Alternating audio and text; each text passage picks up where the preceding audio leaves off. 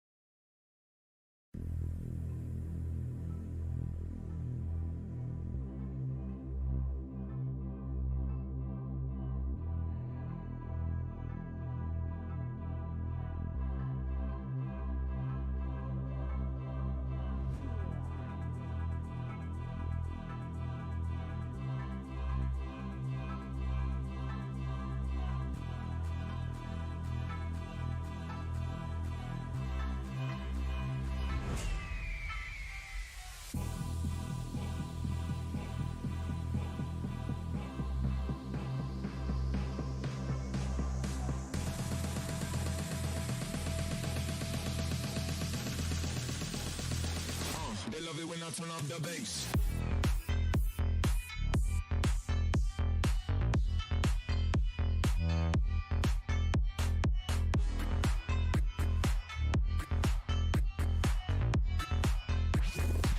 They love it when I turn up the bass.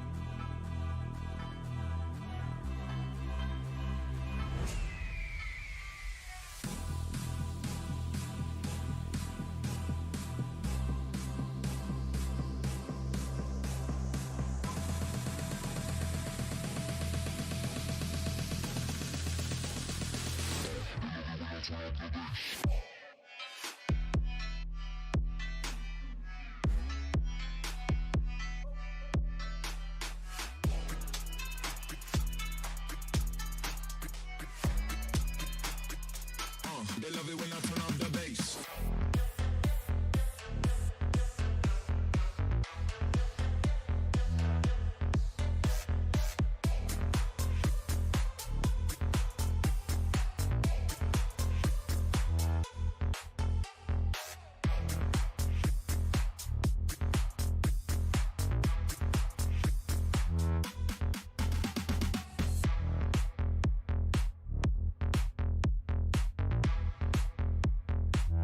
They love it when I turn up the bass.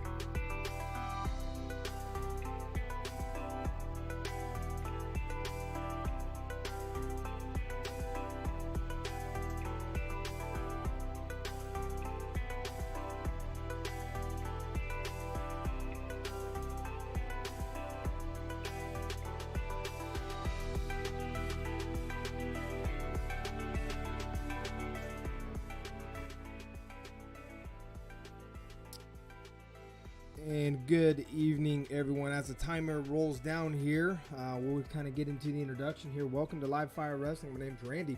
We'll spend the next, 3 hours together.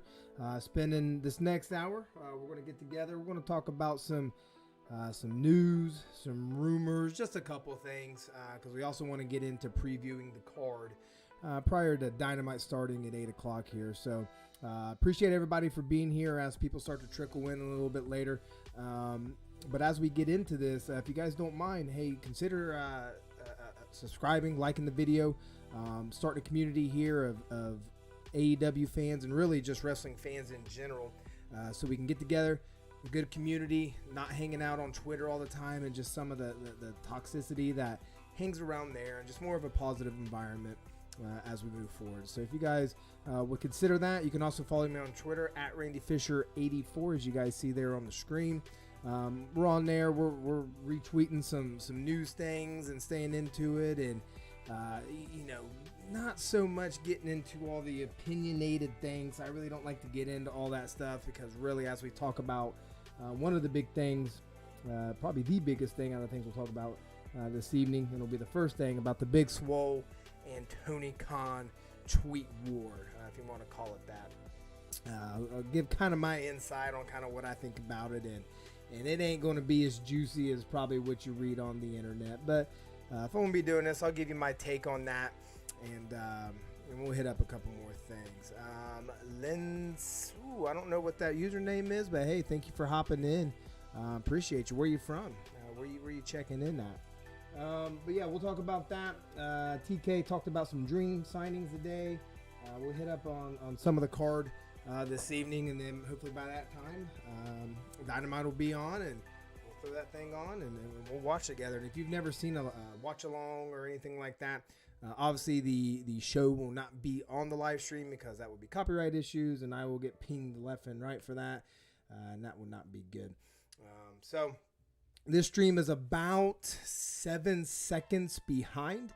So I'm doing it live, and you guys get it about 7 seconds delayed. So just so you know, for when watching the show, it's up to you whether you would like to stay behind that way, or you see the delay that way. You see what happens, and then you're like, oh no, which Randy gonna do for that, and then you can kind of be prepared for that reaction. Or you can, if you got DVR or are able to pause, you can pause at that 6 to 7 seconds and line me up there, and we can do that at real time. But as we switch over here, there we go. So hey, again, my name is Randy, and again, thank you for everybody for being here. I'm about a month and a half into doing this live stream, right? This is something new that I've just kind of researched and done. Figured I would try it out. I watch wrestling. I love talking about it.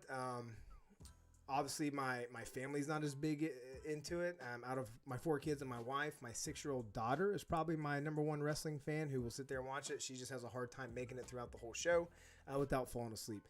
Every time I take her to an AEW Dynamite show, by around the first hour in, she's already on my shoulder just trying to, she's on the struggle bus. So she tries. She's a trooper. And then nobody at work really watches it. I got 1 or 2. But that's why we started this, right? So we can get together, we can hang out, we can talk, and just, wrestling's just better with a community of people. I went to the show last week for the New Year's Smash, and if you've never been to a show, I mean, there are obviously vast differences, but the way that you feel and interact, it's awesome to be at the shows, and every opportunity I can to go to a show, I get the tickets, I go. I'm going to Battle of the Belts this weekend. I've already got my tickets for Rampage and for Revolution in March down in Orlando. But it's also good to watch it on TV, because you get all the angles. You don't miss anything. You get the commentators. So there's some things that you do miss at a show that the commentators are able to talk about, to give you insight. Like, oh, hey, that happened because you remember last week that maybe I had forgotten about. So it's refreshing to come back in and be able to do this online and watch it and hang out with everybody. Man, and I hope everybody's 2022 is starting off all right. What is today? Wednesday. So yesterday was my first day back to work in like weeks. If you don't know, I'm military, so we get a pretty good, decent, depending on your job, break for the summer and Christmas time. So yesterday was just like relearning how to do my job because I haven't done it for so long. Had me a nice beard, chin beard, but that had to go away unfortunately. But yeah, just kind of setting up some things here. So I guess we'll go ahead and get into it. And I had debated, like, is this even anything I want to just even bring up? One, because I don't want to say it's old. I mean, this happened last week. Was it like Friday? Maybe Saturday, something like that, when the Big Swole Tony Khan tweets came out. I had seen Big Swole's tweet first, and I had read it, and my initial thoughts were, okay. I could see where people are probably going to take this and really run with it. I've been in the military for coming up on 17 years, and a very A-type personality, very diverse culturally, ethic-wise, religious beliefs, and everything like that. It's very diverse. It has made me extremely aware of those things. Consider myself pretty much an expert at like putting myself in other people's shoes, because as a leader in the military, you are in charge of so many people, and there's just so many men around you with I'm in a predominantly male occupation, that have so many issues or way they want to do things or thought processes that you've got to be extremely open-minded, being able to put yourself in their shoes, empathetic to their situations, and treat every situation independently, through experiences that you've gained.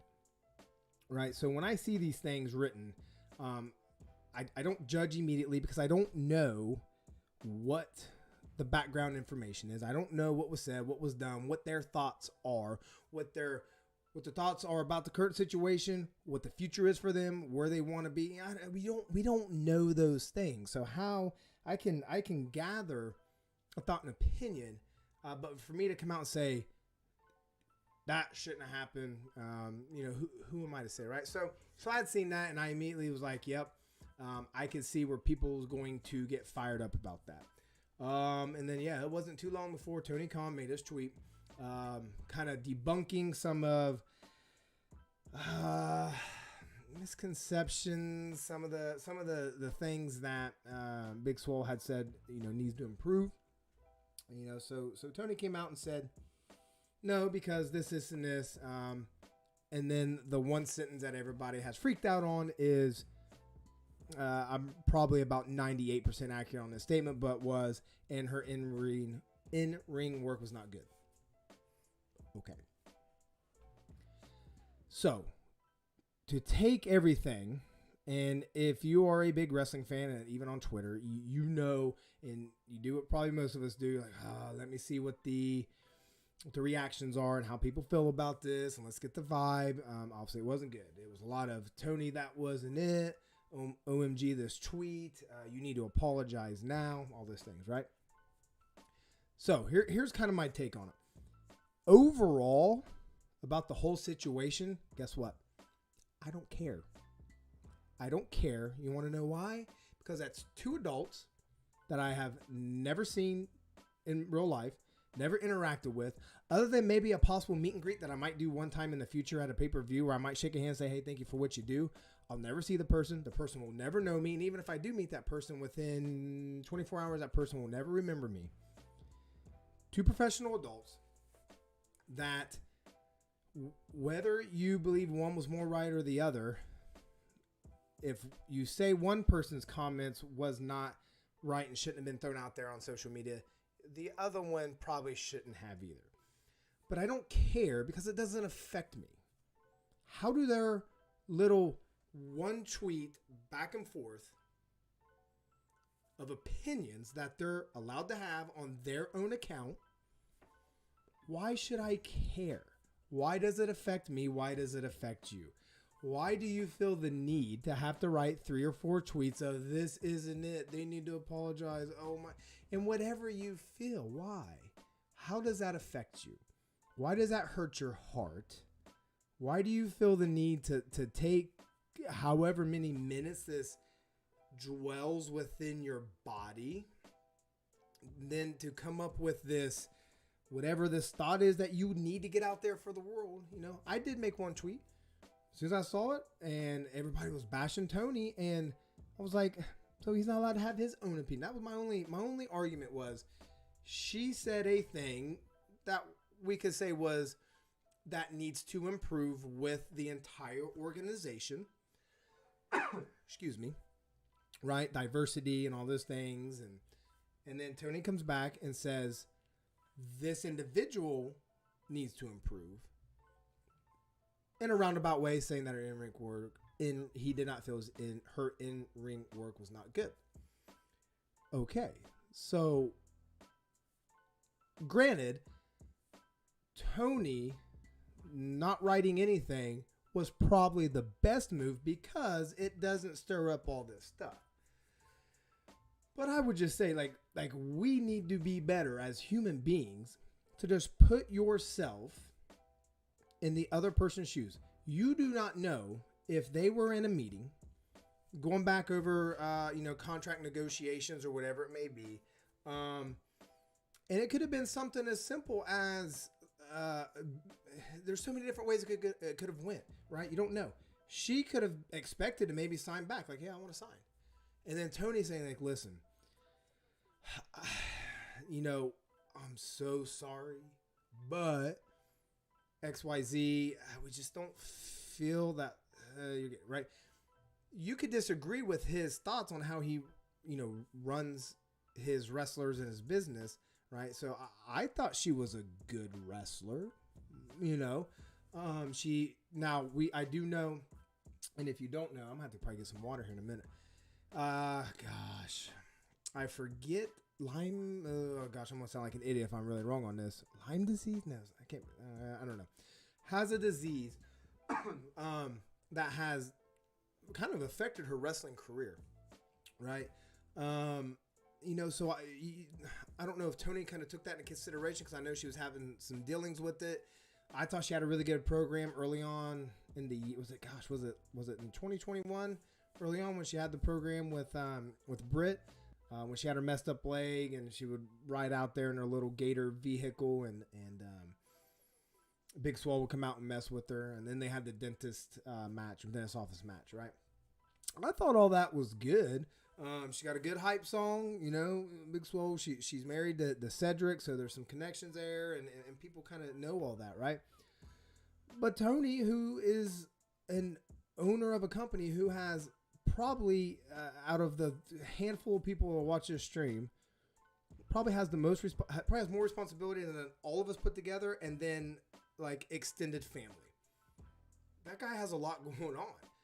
So if he sits there and is like, listen, I'm just not feeling it, and I'm the one paying out all this money, like we feel that maybe there's other places for you to work, right?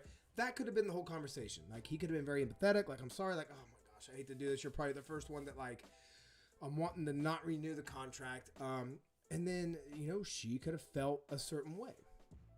Now, I know that sounds like I'm sitting there trying to defend Tony, but Tony's the one catching all the flack, right? So all I'm trying to do is play the devil's advocate of like, you've got to see it from every angle. And it's kind of like if you remember back in elementary school in science class, if you make a hypothesis and one thing goes against your hypothesis, then your hypothesis is incorrect, right? You have a thought. This is how it's going to go. There's that one thing. Okay, that is wrong, right? So if you could sit there and say, well, until the facts come out, if you can sit there and if I can make that argument of she expected to sign, Tony told her right there, like, I don't think, it's not because of that you're black or that you're this or that you're that or that you're a woman. I just don't feel that. And then she goes off and writes it that way. Like, if you can come up with that scenario, which is a very likely scenario, then you shouldn't say, well, this is the way now. Because you don't know. You don't know. Nobody ever knows until both of them sit down, maybe in an interview somewhere, somehow. I don't know, over the phone when they call in to Busted Open Radio or Bully Ray or whoever it may be, and say, no, this is what we talked about. You know, she said that, I said this, we both shouldn't have said it, we've talked about it, this is why it happened. Then you can't really say one way or the other.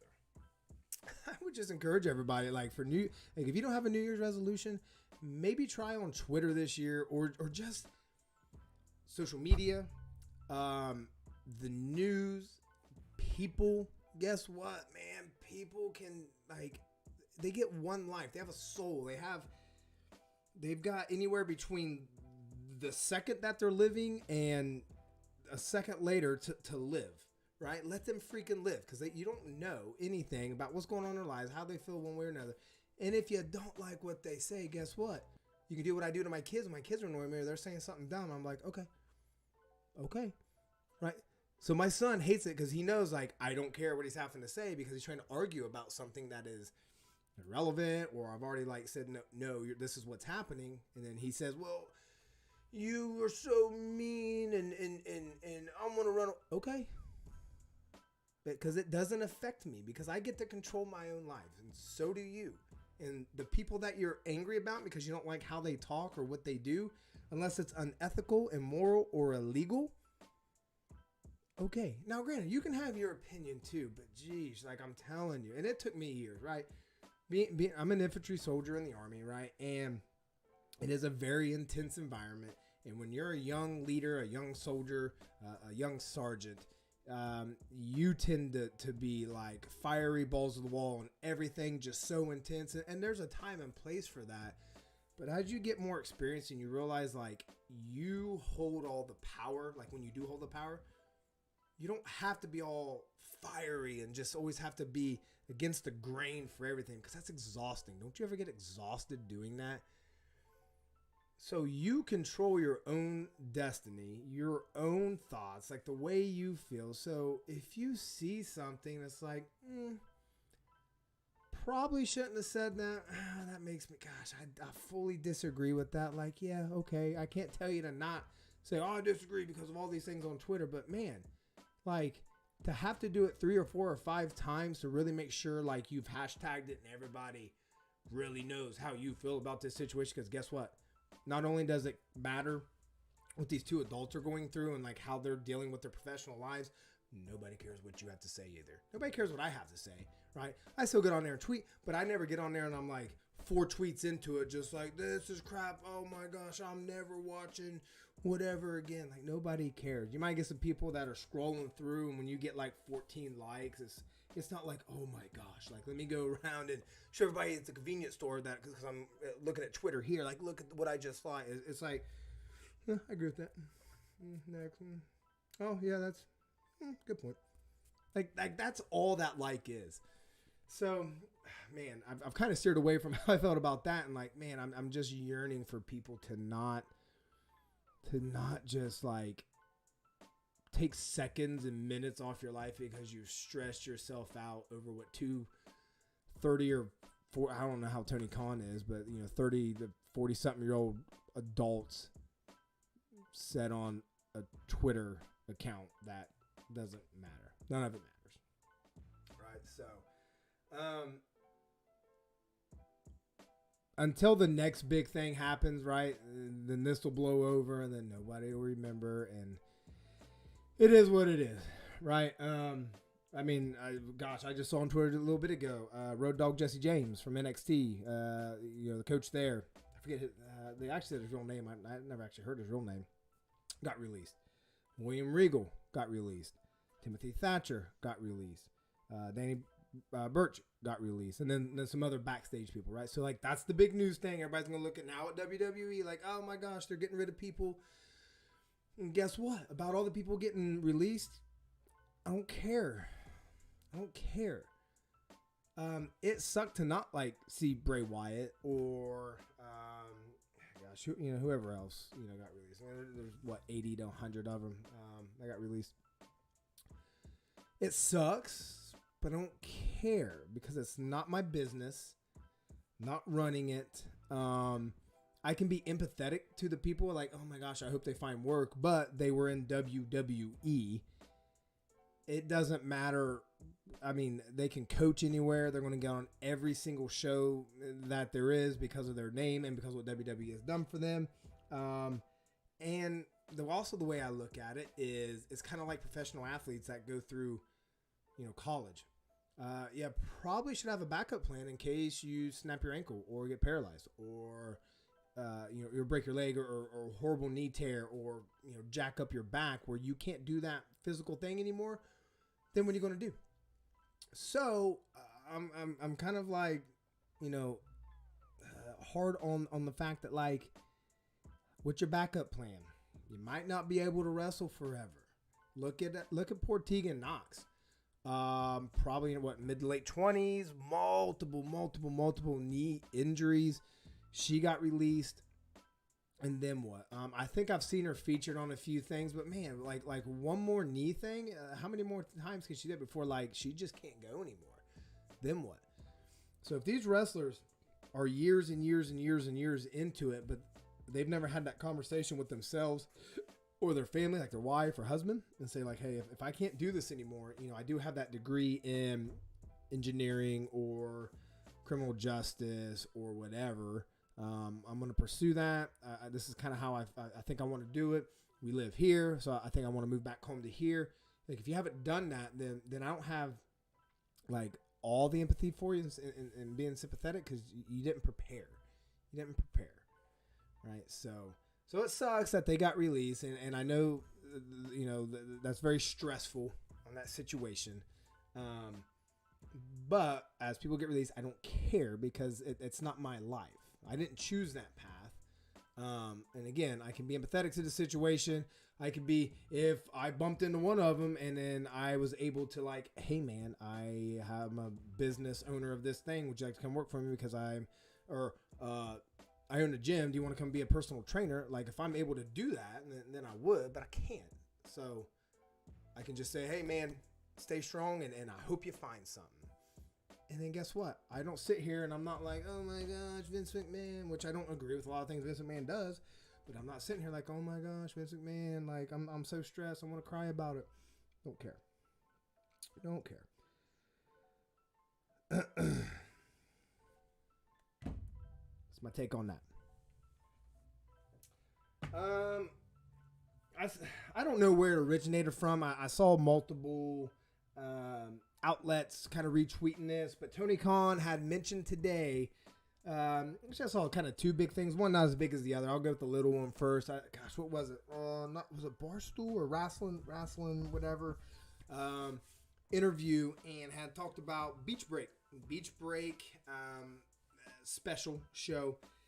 He pulled up, or there's already like a weather map type thing on there, and he had the guy point to all the cities where he thought it was going to be this year, and of course he's going to all the hot places around.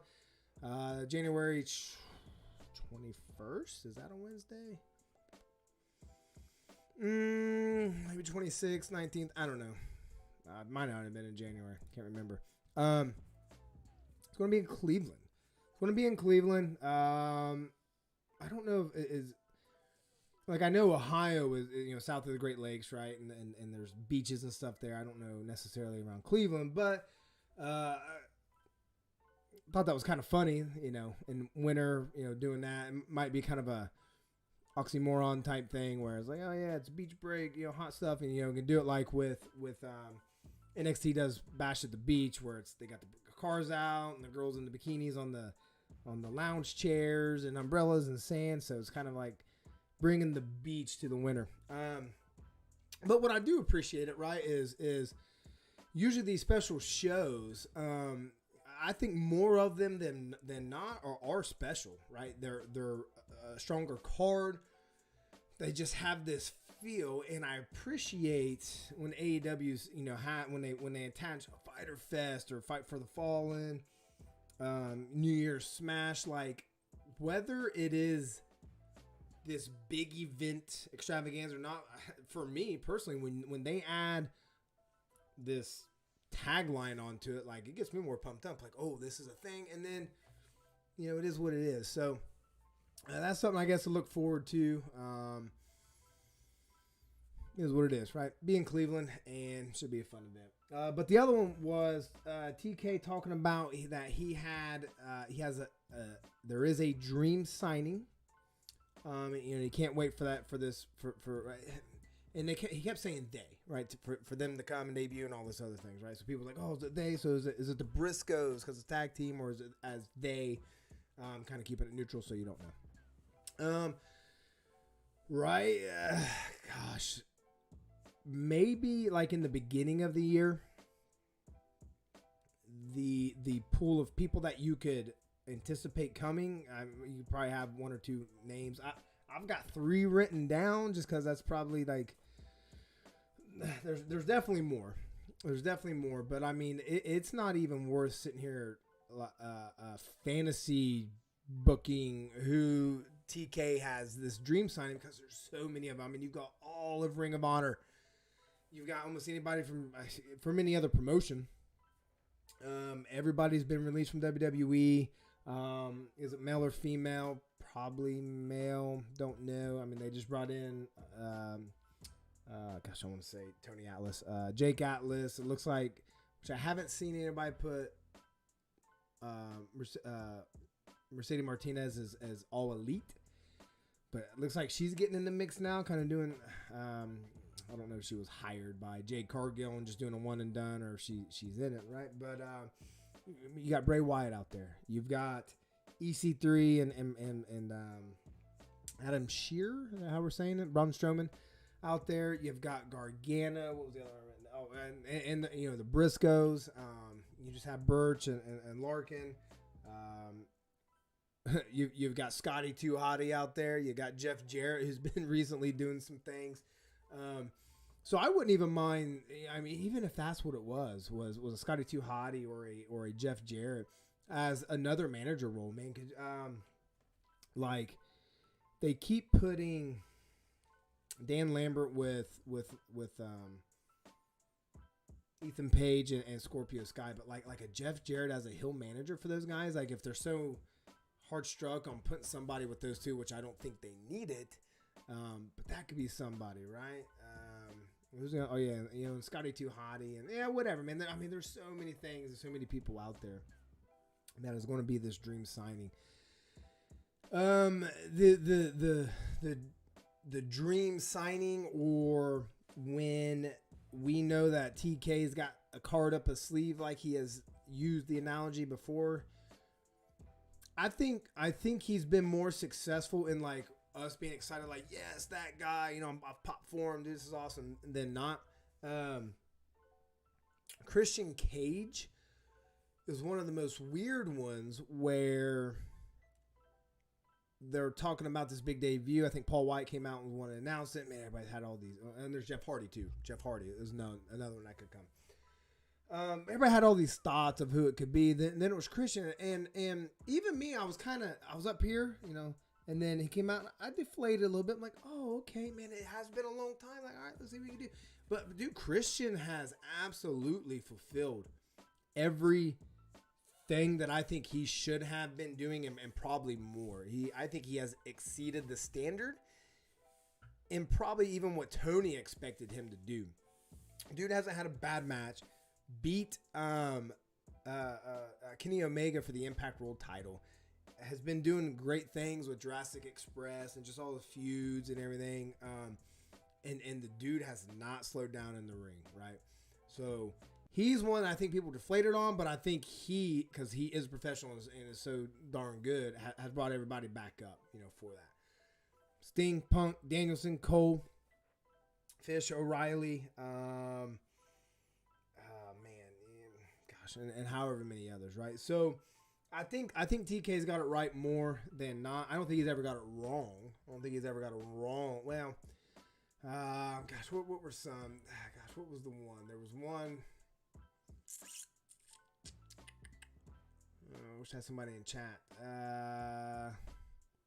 to let me know. Gosh, there was one not too long ago. Oh. Jay Lethal.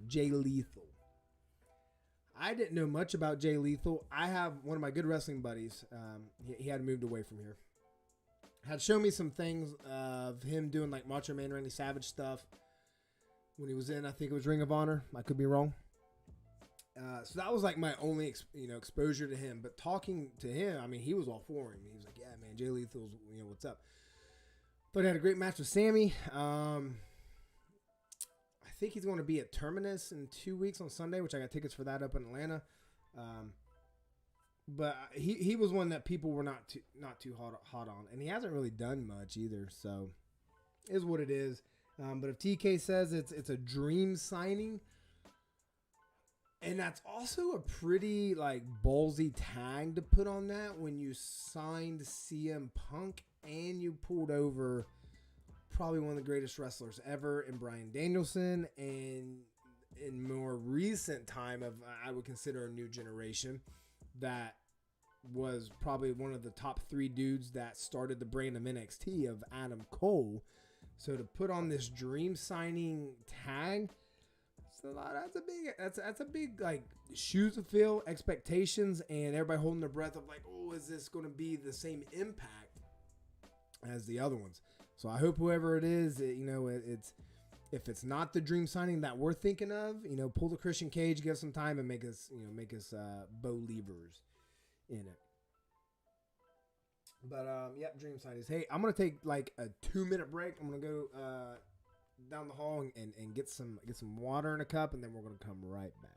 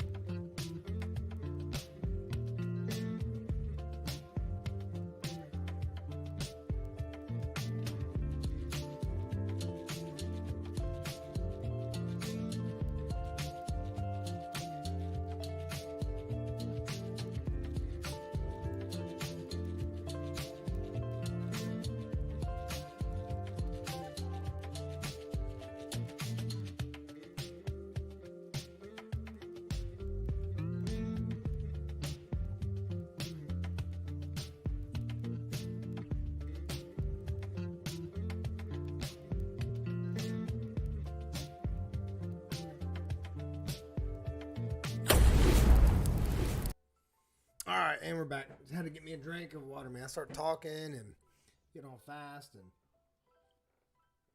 throat gets all dry. Hey, so we'll move into the card here. In no particular order, right? It's just kind of how I had written them down. We're going to go into this one right here. All right, Lucha Brothers versus Jungle Boy, and did I say Lucha, or Lucha? However I said it. Lucha Brothers versus Jungle Boy and Luchasaurus. Right. That's how I may have said it in the beginning. It's just in my mind. It was crazy. So kind of bluff, bottom line up front. I do not think Lucha Brothers tag team title run has been that good. They've had some good matches. It's hard to have a bad match with the Lucha Brothers. But I have not been fully interested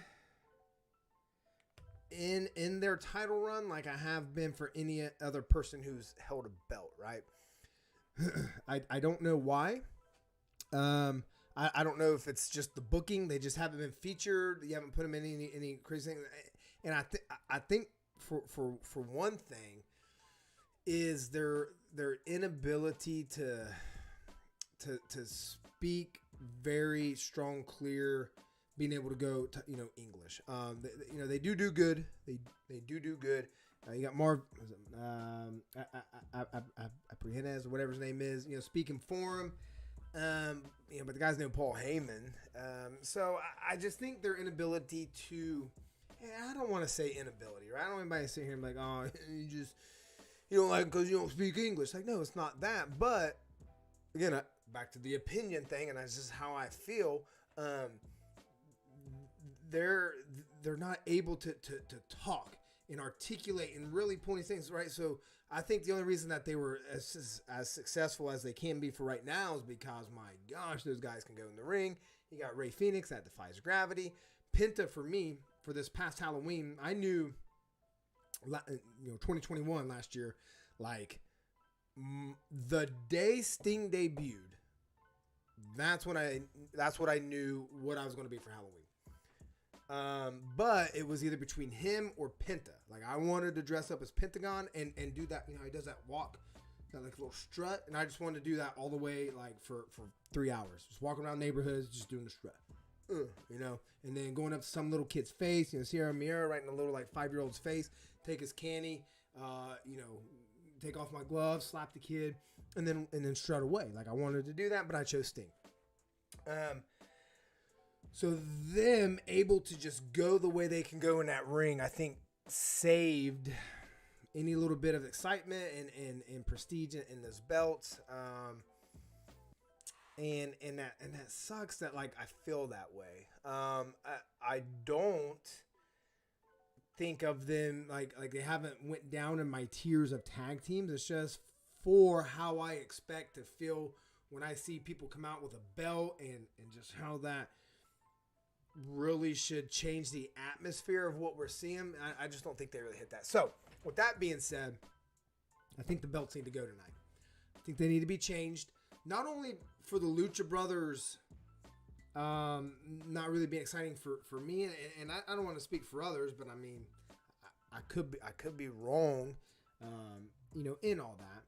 But man, Jurassic Express is so freaking over, man. I don't know if people want to wait for Jungle Boy. However, and I think it's still going to be a while, because I think Hangman, I don't think he'll lose the belt tonight. If he, we'll talk about that. But I think Hangman wins. But I think the person who takes the belt off Hangman is MJF. Probably Jungle Boy after that. I don't know. But I mean, we're looking at least another year. Not saying the Jungle Boy can't be a TBS champion, but putting the tag belts on him, letting us see that visualization of that, and man, when you put Jungle Boy, Luchasaurus, gosh, who did they 8 or 10 man tag with the other week, right? You put him with a bunch of baby faces, like Luchasaurus is getting the cheers right now, man. Everybody's loving that dude. So when you've got, I'm going to put my hand off the screen here. When you've got the Jurassic Express so over and way up here, and the Lucha Brothers, I think, have just been an average tag team champions. Debut show on TBS, and they've got, 3 titles up? They've got this one, the World Championship, and then the TBS, Women's TBS title being issued tonight to the winner. This could be the changeover, right?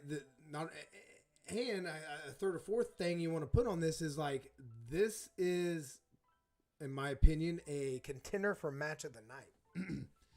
And yes, I realize Hangman and Danielson's on, wrestling tonight, but these dudes can go. I mean, you've got 3 of them that can do all the flippy fun stuff. All of them got the great characters, and all 4 of them. What am I talking about? Luchasaurus does standing backflips, right? Yeah, so I just think it's time to give that up. Let them run with it. Let's get some and with Christian Cage, and I haven't had to speak on this for a while because there just really hasn't been anything that's kind of brought this up. But I think one of the story beats with Cage, and it's been very, very slow, and it's been so slow that I think I might be wrong on my hypothesis. But it had seemed like kind of one of the stories they were trying to tell was Christian Cage. I'll start with Jungle Boy. He's such an authentic, just such a good baby face, right? Can do no wrong, pretty boy. Life's going good, and you've got this old crusty, I say it kind of jokingly, but Christian Cage, who's got some hellish tendencies going on of polluting the mind of Jungle Boy. And where I thought they were going to go with that, with Jungle Boy over time was going to be exposed to choices, doing things, and just Big Brother putting thoughts in little brother's mind until the point where Jungle Boy was to the point where he had to decide to either cross that line or not. And then I just didn't know if it was going to be okay. He's at the line and says, no, I can't do that. And then turns on Christian Cage or he crosses the line. We're all like, oh my gosh, Jungle Boy, what are you doing? And then the next week he comes out and you could just see like, oh my gosh, I cannot believe I let myself go that far. And then, so it was just, does he cross that line or not? But there hasn't really been much of that lately. So, I mean, you know how AEW does it with the slow burns on things. But with that happening, baby faces taking off baby faces, but Christian Cage, kind of keeping with that story. Now I'm kind of fantasy booking here. Jurassic Express kind of goes down that route of like, man, what are you guys doing? Like, man, you guys are, kind of being, dicks with it all. And then they got to kind of snap out of it and then, whatever. So I think with all that, I think Jurassic Express should take the belts tonight. And then let Lucha Brothers go off and do whatever. But that's how I feel about that. Going on to, which one we want to do? We'll do this one. This one right here, Malachi Black versus Pillman Jr. Let me make it a little bit bigger. Nope. There we go. A little bit. Malachi Black versus Brian Pillman Jr. I had said this, it wasn't last week because I didn't stream last week because I was at the show. So a week before.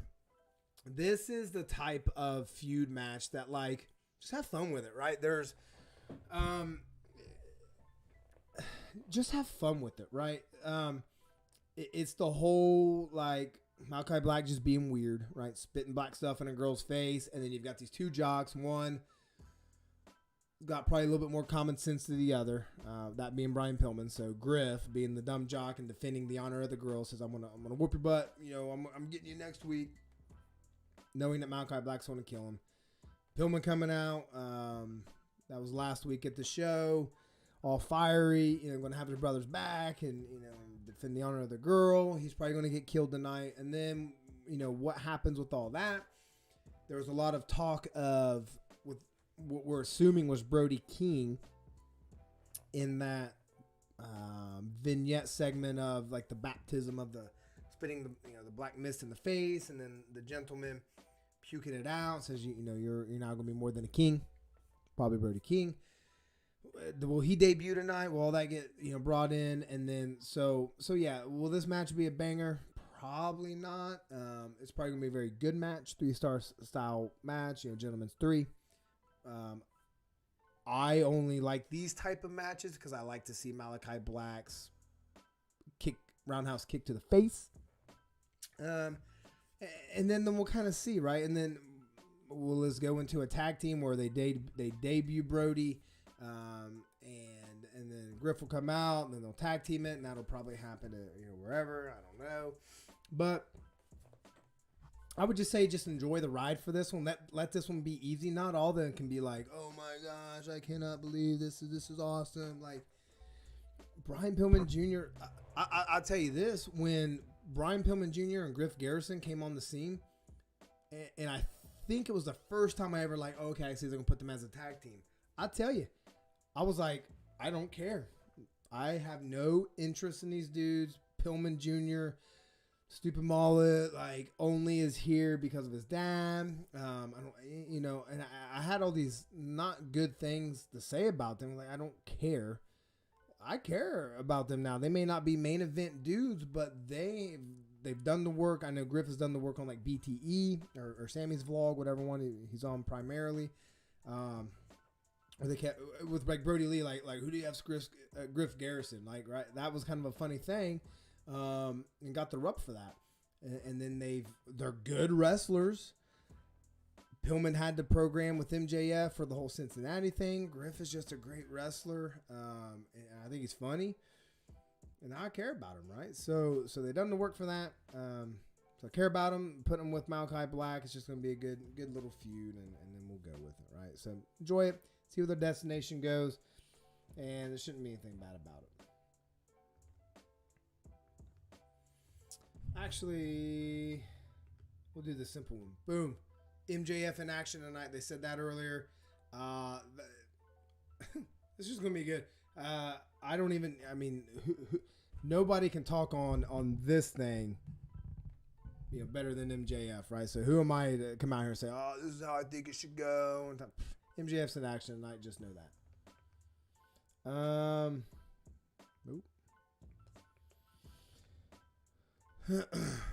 Jade Cargill versus Ruby Soho for the TBS Championship Finals Tournament tonight. Lots of pros and cons here on if Cargill wins, pros, cons.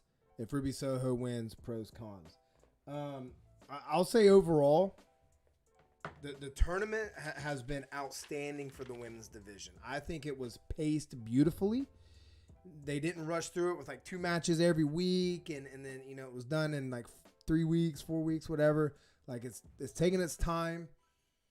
Have the match is right, so to get the tournament going, get the new matches online, have a week or 2 of segments, build up to it, and then have the match. I think the right people have been winning. The only one that I was like, oh man, I just don't know, was Cargill versus Thunder Rosa. And it's kind of like what I'm getting ready to say with this one. There's pros and cons to each winner and each loser. I think the way they did it last week is fine. It brought in, it debuted Martinez. And WWE has kind of dirtied the word of like protecting, right? But protected Thunder Rosa because they attacked her and cheated and all those things. That's what heels do. So her wanting a rematch and I don't think it really hurts her now if she wants to go for the women's title, because she can sit there and say, listen, Britt, you can bring Hayter, you can bring Reba Rebel. That's fine, because I was cheated. That it took an extra person to have to beat me with Cargill, right? So yeah, bring them too, because you're going to need them. So I think it keeps her in that. And that was what was scary for me. Like if you beat her clean for the TBS title, it's going to take some work to have to get her back up to be in contentions for the women's world title. So I think all that was fine. But for this one, if Cargill wins, right? Let me make sure I'm on kind of pace here. If Cargill wins, you've kept the undefeated streak. And then in the future, whoever beats Cargill, not only did you win the title, but you have beat somebody who's undefeated, right? So it's kind of a twofer. It'll be a big moment for that. I feel if Cargill wins, and it's the saying of the title doesn't make the person or the champion makes the title, right? So it's not smart booking to give somebody a title. That way the title elevates the person. That person needs to be the one elevating the title. I don't think for the inaugural TBS women's title that Jade Cargill is it. I just don't think it's it. If she wins, I'll be a little deflated until she puts the air back in me. I'm a very optimistic person, and I give people time. I was one of the last people to get on the board with like the women's division is not good. But just in recent weeks, I've been kind of critical about that with like the whole Penelope Ford, Bunny, and TJ thing. Now I was there for the street fight or the hardcore match or whatever you want to call it. Right. So that had brought me back up. They finally brought me back up for that. And I hope they can maintain that, or I hope actually they go their separate ways. And that's the end of that. But, so I don't think Cargill is it, but and not only that, and then if Ruby Soho loses, Soho is the one I think she'll win. She's got the more aura around her. She's the one that can elevate the belt. I think she's more believable. I think she's better on the mic. And you've already got Britt Baker as the heel women's champion that she's supposed to be, and everybody still cheers her. So just a lot of things going on that. Like I said, I think Ruby can elevate it. But then, yeah, you do lose the undefeated streak with Cargill. So I don't know, man. I would hate to be in Tony's position to have to figure it out. I know a lot of people want Cargill. I actually think I see a lot more people kind of pulling for Cargill. Everybody's really into her gimmick and everything. I just don't think she's had that match yet. I thought the one with Thunder Rosa was pretty good. But she hasn't had anything that's blown me away. Sterling kind of does most of the talking for her, especially like out there in the ring. And she hasn't had like a fiery promo. She does have a very good heel vignettes, you know, the video cuts of her backstage and stuff. But when she's live, like there's really been nothing that's blown me away for her. So we'll see. But I think in the end, I think the crowd and the fans will be okay with it. We will be even a Cargill wins. I'm like, okay, I hope and pray I'm a cup half full guy. So we'll see. We've got 8 minutes here, so I want to get into the last one of Hangman and Danielson. Now, I'm going to be honest, and again, man, I'm just a normal dude. I'm a normal dude from Southern Ohio who lives in Georgia right now, who watches some wrestling, and that's it, right? I've only learned how to stream like 2 months ago, just kind of learned it, asked a buddy of mine. I'm going to mute this every time I take a drink. Right. So I'm no like professional analyst like some people, you know, claim to be and try to be on here. So there's probably some dudes out there on some podcasts that can really break this thing down more than me. But here's how I see this, right? They went 60 minutes last time. Awesome. Yeah. Give us 60 minutes of the world champion with the greatest wrestler in the world, Danielson, right? Story beat of we know what all that is you know with Danielson and Kenny and only going 30 minutes and you know now they need the judges, which I saw Max Caster say that he was told he was one of the judges. I don't know if he was just joking or if he is one of the judges tonight or what, and I haven't really seen anything about that, which whatever. But I think the match needs to go 30 minutes, plus or minus 5, somewhere in that range. And then Hangman just wins. Everybody was like, well, if you're going to have the judges, but not have to use them within the story and everything that's going on, then why have the judges? Why not have the judges? Who's to say like you have to do things with them?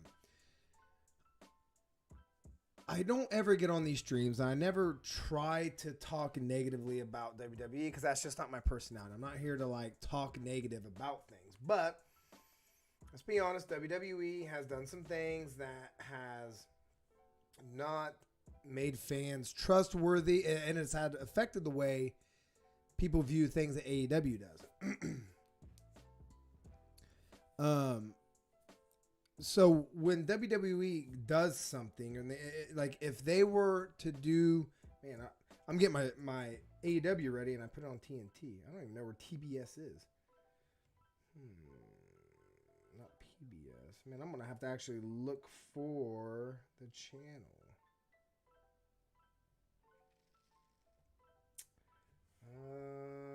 Give me 1 second, because I gotta figure TBS. Channel 39. Got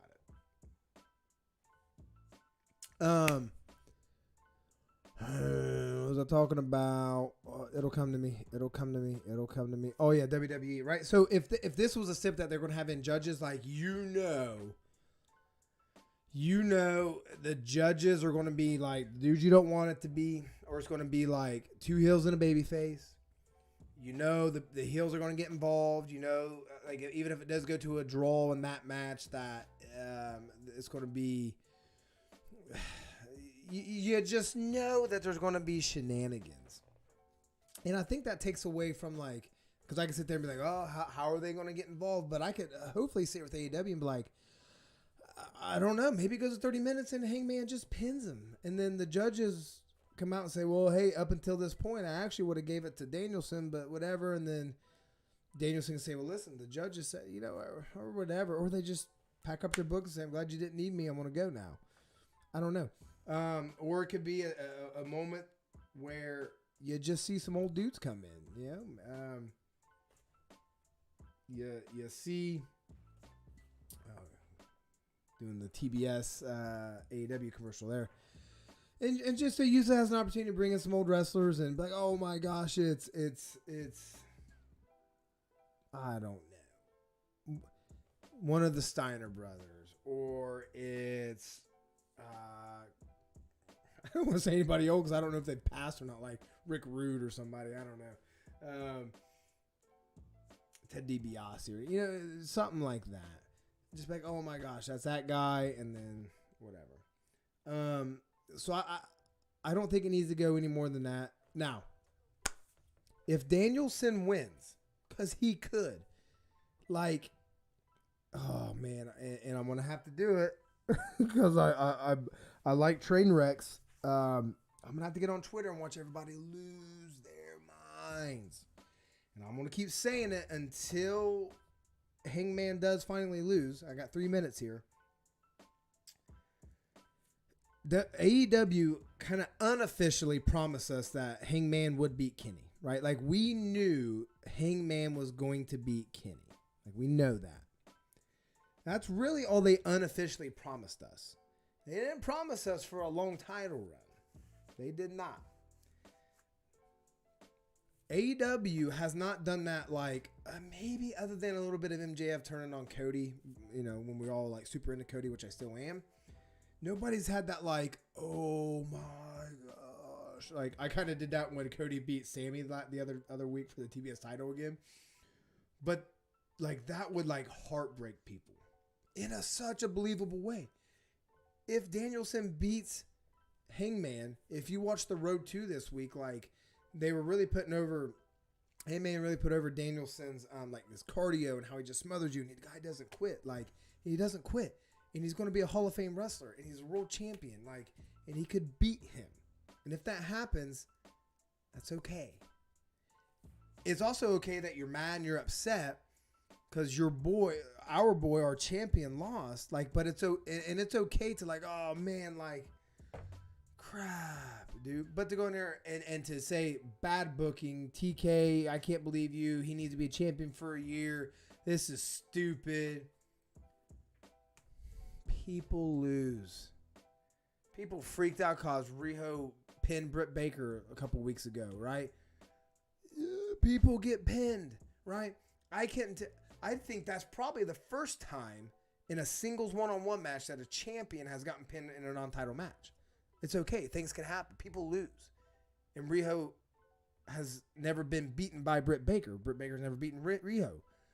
So it makes sense. And then I'm pretty sure Britt Baker's going to beat Riho at Battle of the Belts. Right? So y'all need to prepare yourselves for if Danielson wins. I'm going to go ahead and put in these AirPods as we get ready for like the next minute.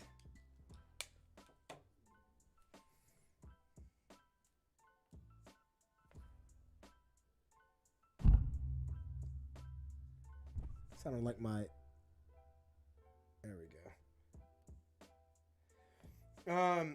But yeah, so going to Battle of the Belts on Saturday, we'll just kind of do some small talk. When I had purchased the tickets, man, and it's almost a 6-hour drive for me. Beggars can't be choosers, right? And I'm in a job. I have a job right now where I'm able to take a lot of trips, and I can go to a lot of Wednesday shows because I can get some time off for that. So I'm blessed that I'm able to go to this show. It's at the time when I purchased the tickets, I expected it to be like a 2, if not a 3-hour show. A special, almost kind of like a mini pay-per-view live. And I was like, man, it's only an hour and it's going to be a 12-hour round trip almost with some stops and stuff. I was like, oh, man, this is going to kind of suck. But we'll get down there a little early. I do a lot of geocaching, if you know what that is. So that'll get me some time to go do something over there in Charlotte and do some geocaching, find some treasures, and maybe see a title change or something. Just checking some tweets here. All right, so Dynamite's coming on now. I'm expecting the tag team title match to open the show on TBS, baby.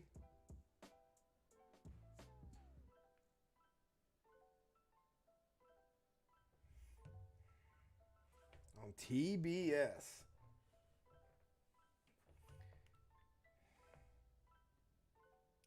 Toby Maguire. Oh, wow.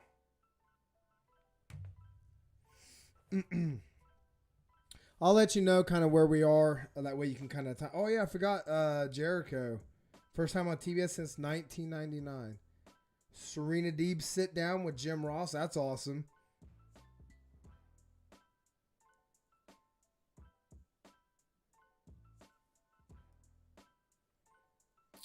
They're starting off the show again. Oh, man.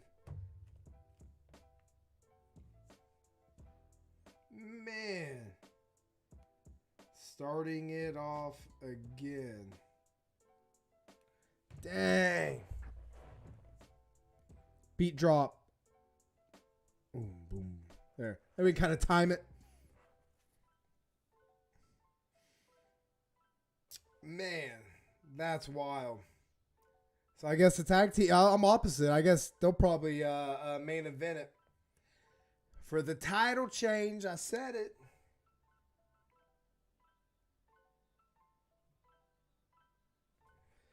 Oh, man.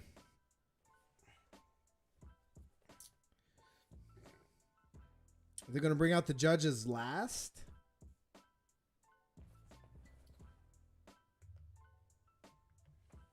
There we go. Hangman versus Danielson. I have to charge my phone here. Oh, man. Let me turn down this music. So I'm just going to cut it off. There we go. Normally I like to, slide it down. But I don't want to do all that. I'm just going to cut it off and on. I like to turn on the music during commercials. Oh, did I miss his thing where they always say something funny? Man.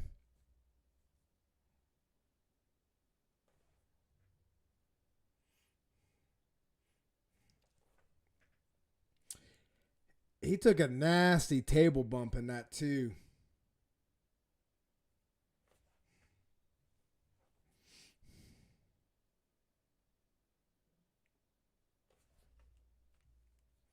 I'll write my wife and tell her to bring me some food later.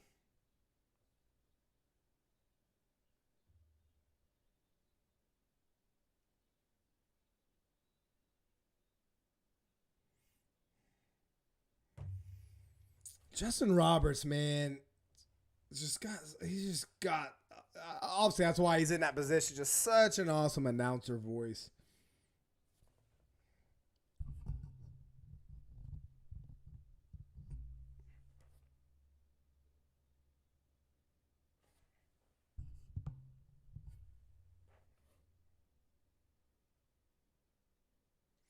I'm a little let down of the judges thing.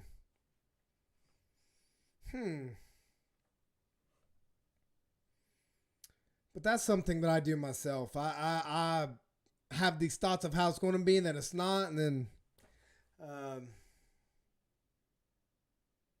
so Max Caster was trolling us. Jerk.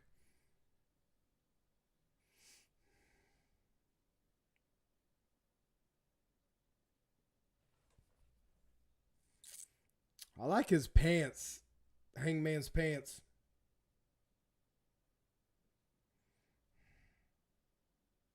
Okay, there it is. Hasn't won a match this year. Hasn't won a match this year.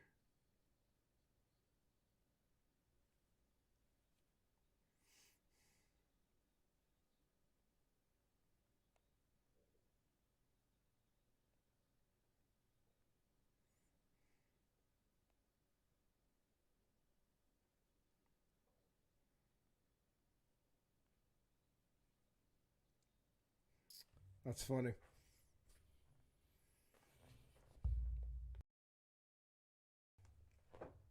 Excuse me, coughing. All right, here we go.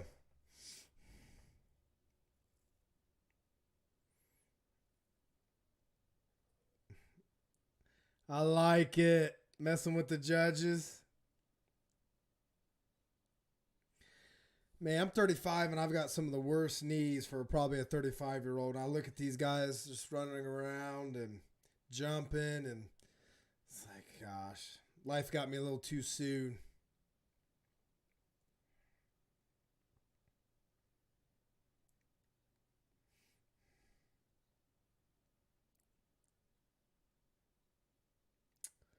So this started at like 8:04 maybe.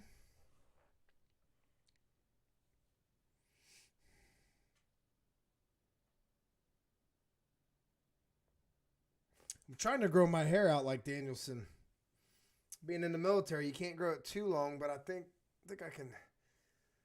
We'll see. I'd like to comb my. I'll get it to the side when I go to work, but.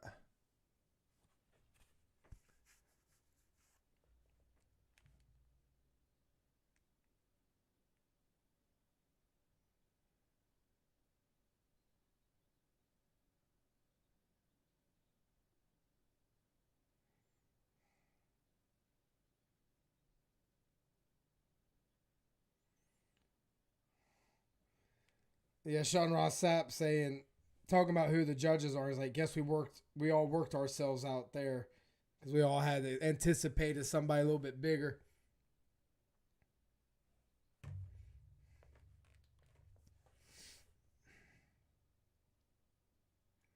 I'm about to step away for just like 30 seconds at commercial to grab my charger from my phone and get some more water. Man, I wish I was here for this match.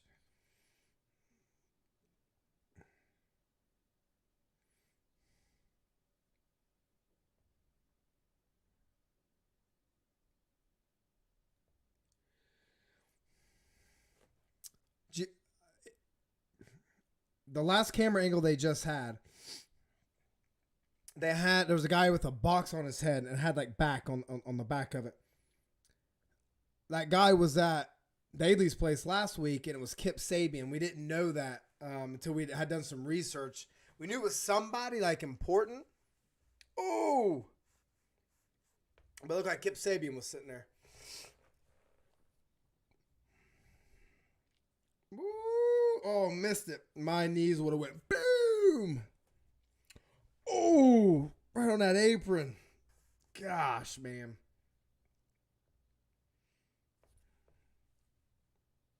We're going to go for the buckshot early. Why are you counting me?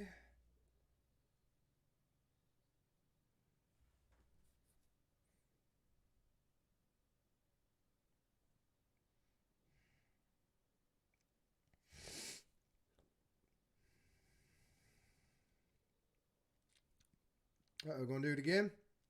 Oh!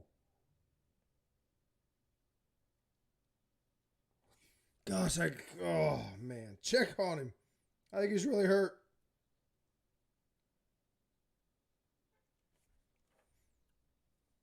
Yeah, that arm did go, man. So I wonder if, yeah, he's going to work on it now. That's smart. Smart selling.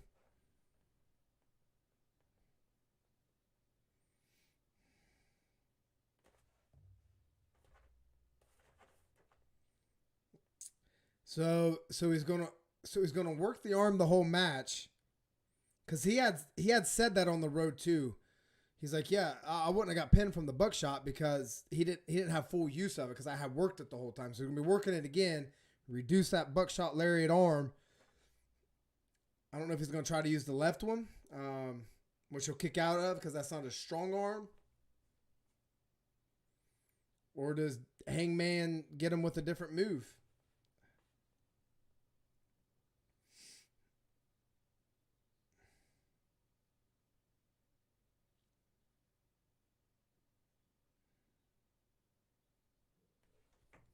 Mm.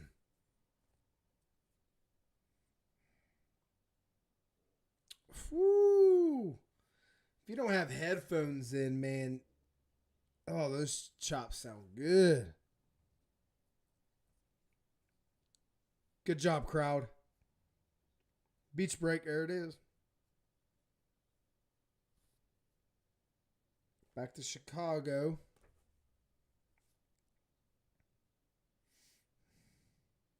This is how it was last time with Danielson taking it slow, getting the upper hand at first.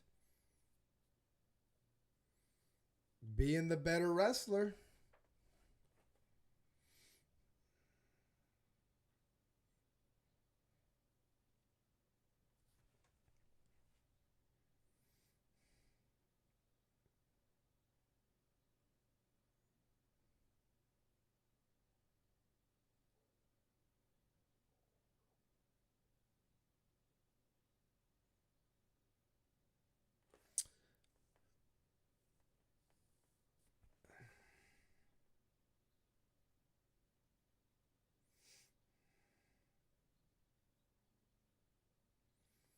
It's good to hear JR back. I wasn't able to hear him last week when he came back, being at the show. So it's refreshing.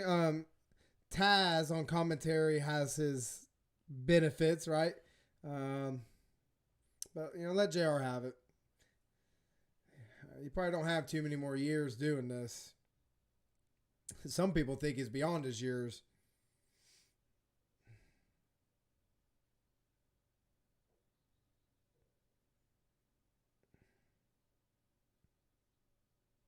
Ooh, got him.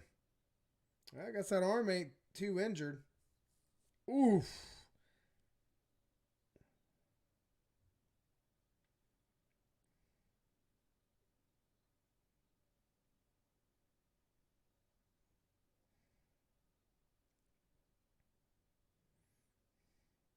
Wonder when we'll see the Bella Twins in AEW.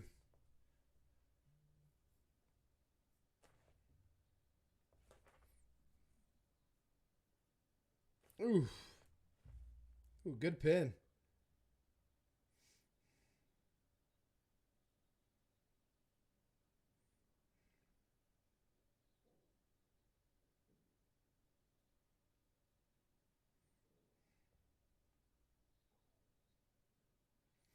Man, how do people make gifts so quick? Ooh, that looks right in the face.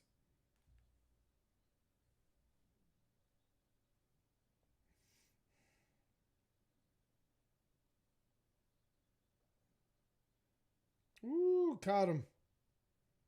Oh, man, launched him, huh?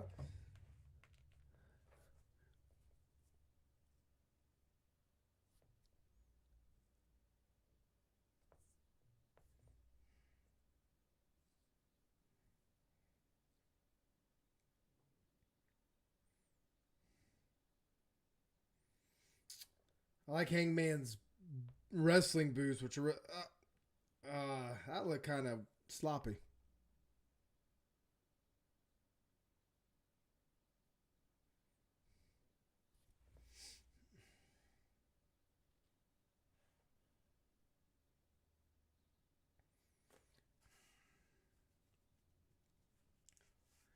How how do you judge this? Like in MMA and boxing, it's cut again.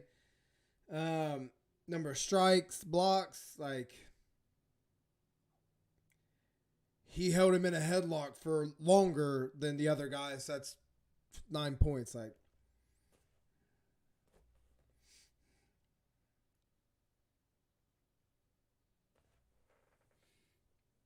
all right, earn picture in picture. We'll throw on some music. I'm gonna turn this down. But yeah, I think the psychology of the match is good and how it should be. It was almost the same as last time. It was a good match last time, so don't change what isn't broken. Which I get it. You do need to keep it fresh and everything, but it's Danielson, right? He's going to keep it that way against the world champion. So nice, slow, methodical. Each one knows each one. I mean, you got the champion versus probably one of the greatest in the world. You take it too fast and give just enough for him taking a drink of water for the other guy to capitalize like that could be it. So And then Danielson playing that heel aspect of probably taking a little bit too much time, doing the jumping jacks, got it, getting inside his head, drinking water. Ooh, trying to cut open that forehead a little bit more.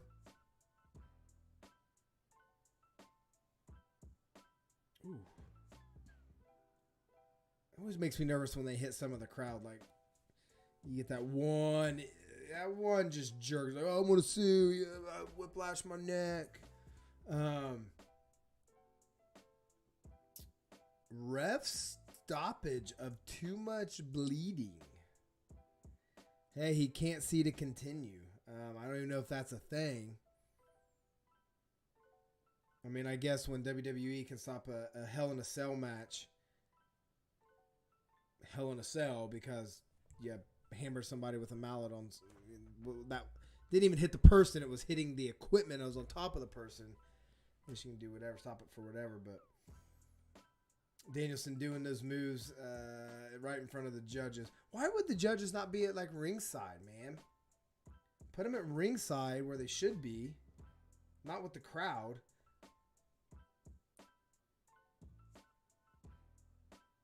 That way you can put them through the table, whatever spot you want to do. Ruin the judges' table.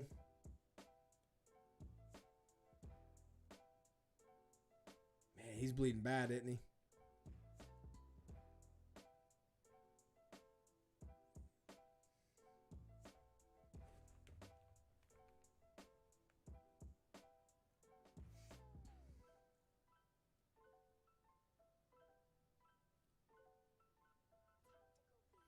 Everybody loving Danielson's work right now.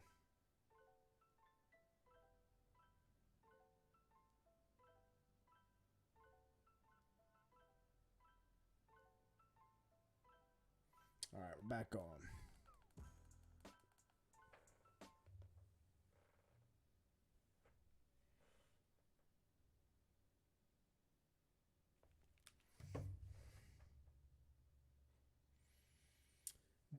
Danielson just finding like working the arm because he saw that he had hit it on the guardrail. So let me work out for a while. Let me reduce that. Hangman bleeding. All right, let me bash his head and do some headbutts and cut that open a little bit more. I would like to see him maybe roll an ankle and then have Danielson work that. And then if he beats him, like, listen, I'm just better. Hey, you know, unfortunately, he had hurt these areas, and I just capitalized on him. And it's totally believable.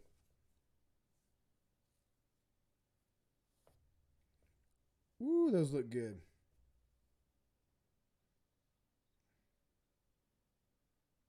The what, Excalibur? Juju Katami?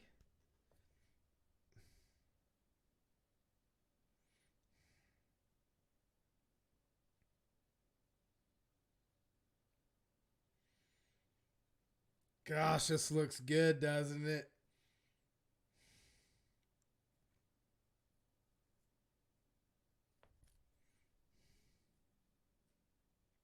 Oh my God. Hey man always bleeds though. Looks good with that blonde hair. Ugh.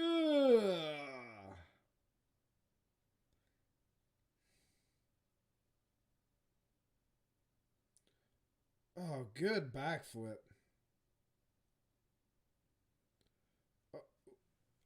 Oh, dead eye. Or not dead eye. Not dead eye.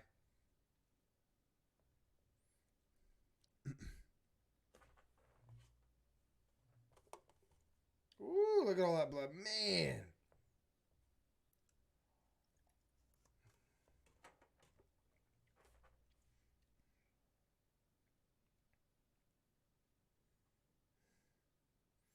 Wonder what it's like to blade yourself.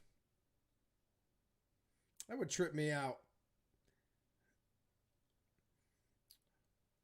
I wonder if you have to do it in practice first. Like, hey, before you go out there and do it, like, hey, I'm with 30 in these steps. I need you to cut, with nobody in there. You can do it on like a Monday night.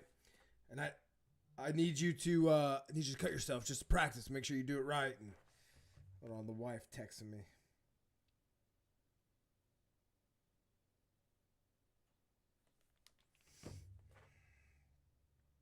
Ooh. It scared me just like when Ricky did that move, the backflip, and like landed on his neck.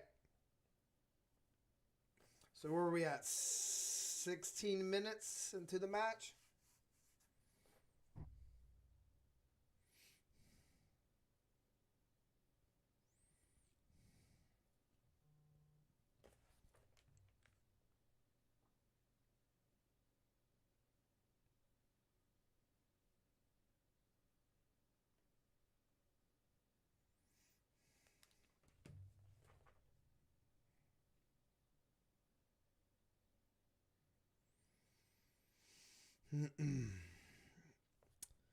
Tony Schiavone saying kind of what I did, highlighting how he worked the arm because he saw that was injured, worked the forehead because he saw that was injured.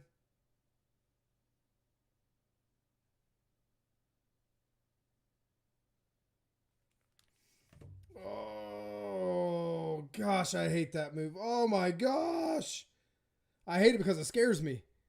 Not again, Hangman. Jeez.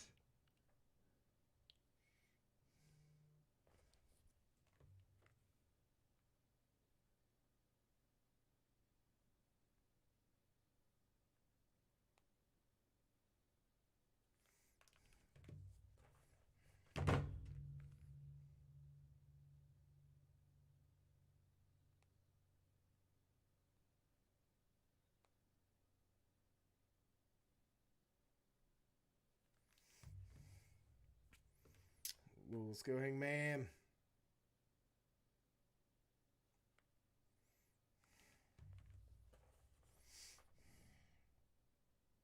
I don't think Danielson's bled yet. I would like to see him get all bloody.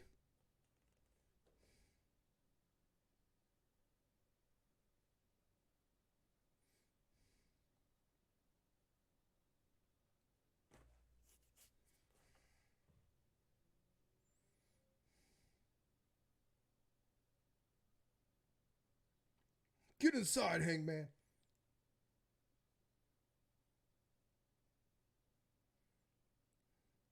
Referee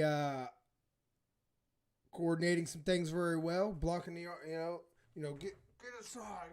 You got 2 minutes, whatever. This is a good match, man. They are just beat. What are you doing, ref? He can do that.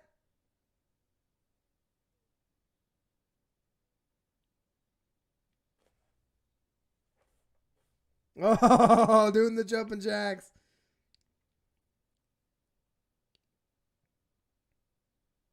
Picture in picture.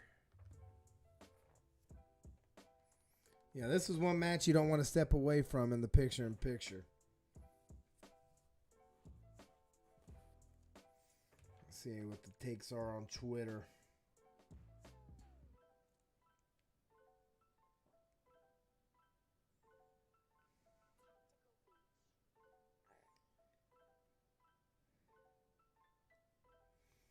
Could we see Hangman cheat to beat Danielson and turn heel? I don't think so. I'm going to respond to this. Nope. Because MJF has to take it off Hangman.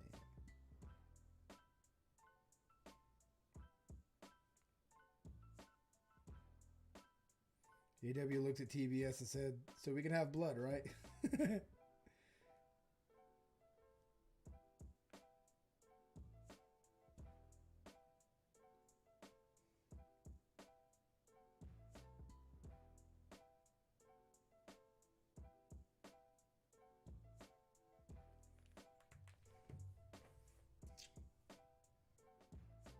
Oh, man. Look at Danielson.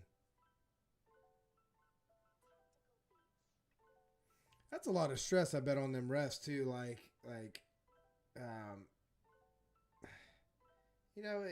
Bleeding a lot and just, gosh, who was it? Was it 10 that cut himself? I think a little too deep. And he bled bad, So just making sure they're fine and.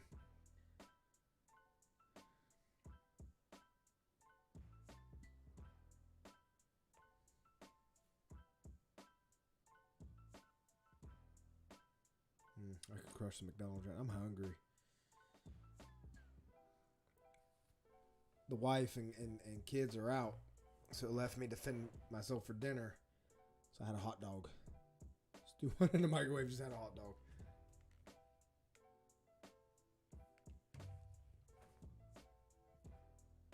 All right, back on.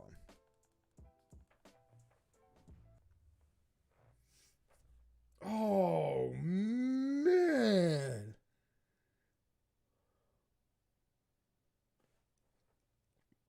Good gosh.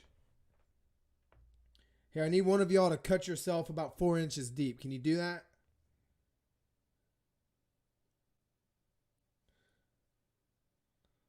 Woo. You're bloody and slippery. You're bloody and slippery. Please don't. Oh my gosh. Ah!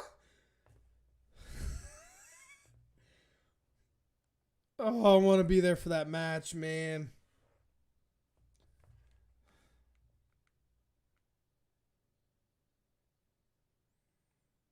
Oh, man.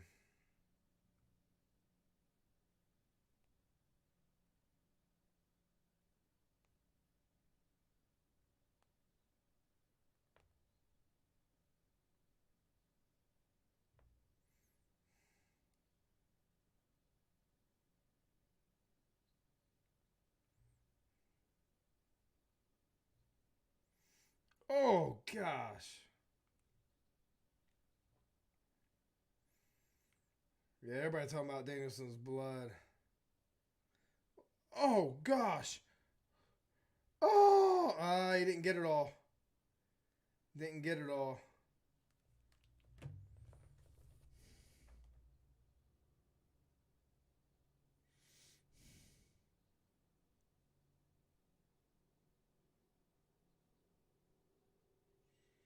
But their wives are just loving this.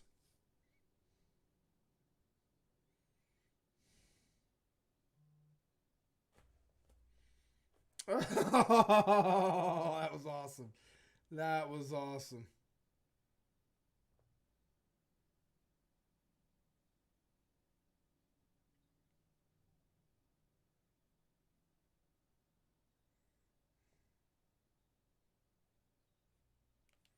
Woo.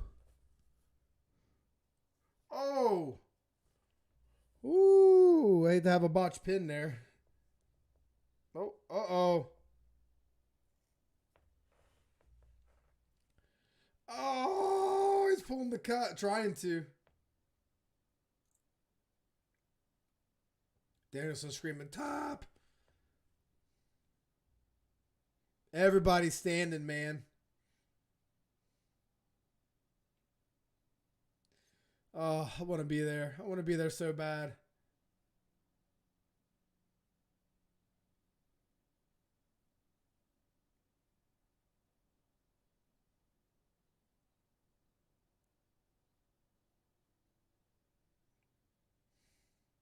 Oh, I hate the slingshot.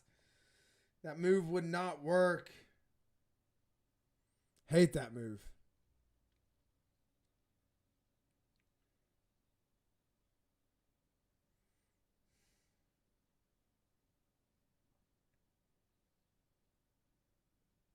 Oh! My knees once again. Boom!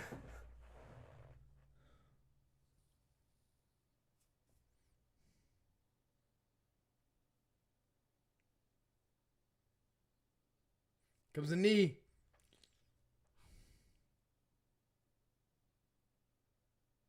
One, two. Woo-hoo! Man, look at her. I get fired up, man. Get me fired up, dude. Man, good job, crowd. Get me fired up.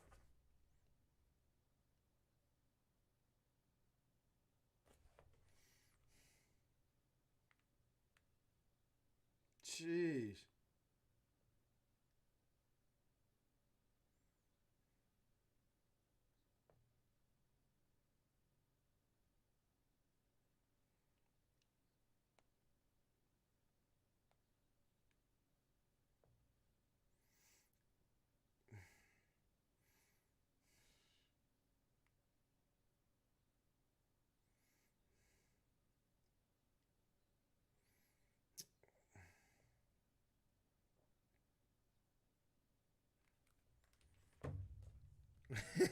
See more headbutts in this match than I've seen in any other match.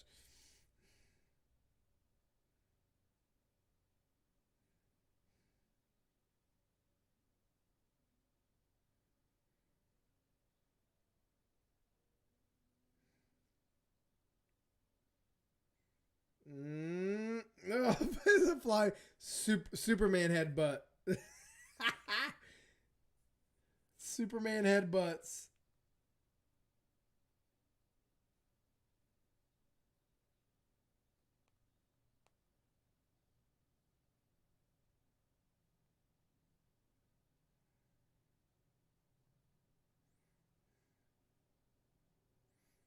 Oh. Boom.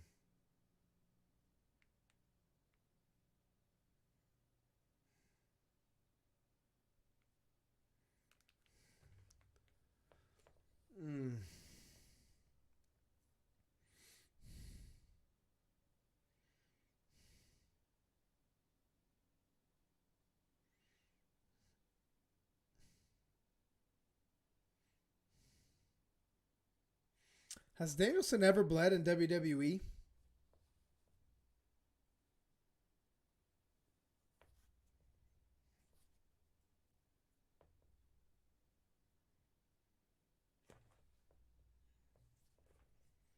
I'm glad they showed that. At least show that they're riding and doing something.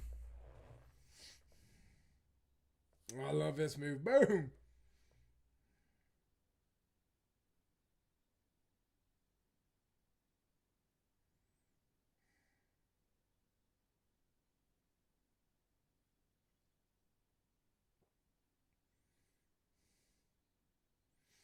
The adrenaline I bet these two are running off of too.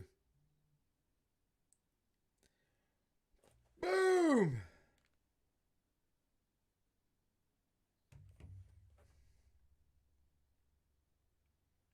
Triangle choke.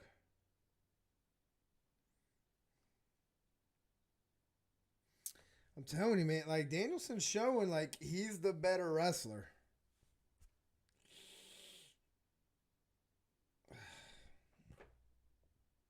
Man. There you go, Hangman. Kick him.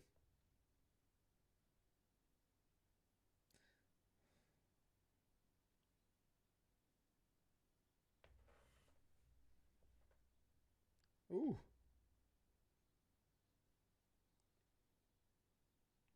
There you go, Hangman. Wipe it on you.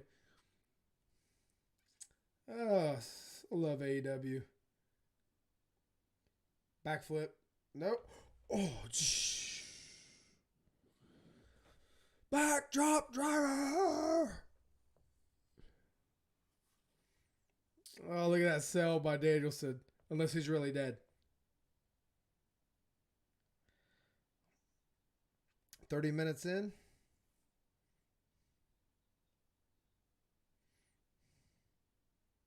I told you. About 30 minutes, plus or minus 5.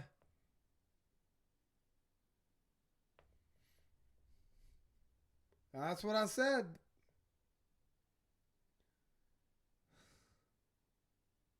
Woo! Hey. It goes without saying. This is all for Hangman.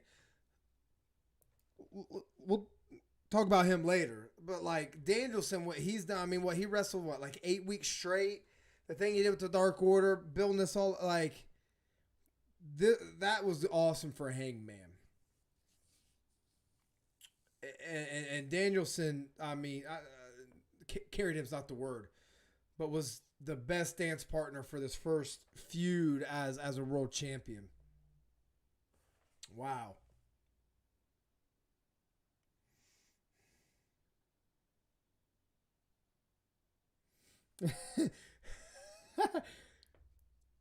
Oh, listen to Tony. Listen to Tony. He's the worst.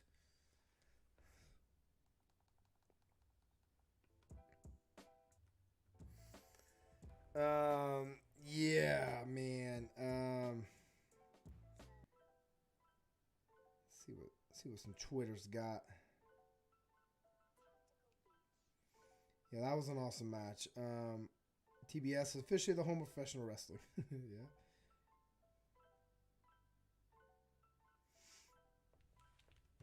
Yeah. Yeah, I'm glad it is what it is with the judges too. And I haven't seen anybody talk about it, but like you didn't need them, so don't feature them. They're there. They're just there.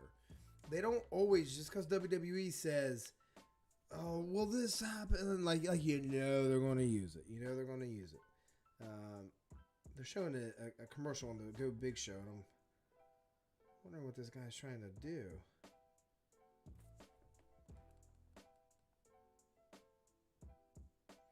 Oh, he's going to jump in that water.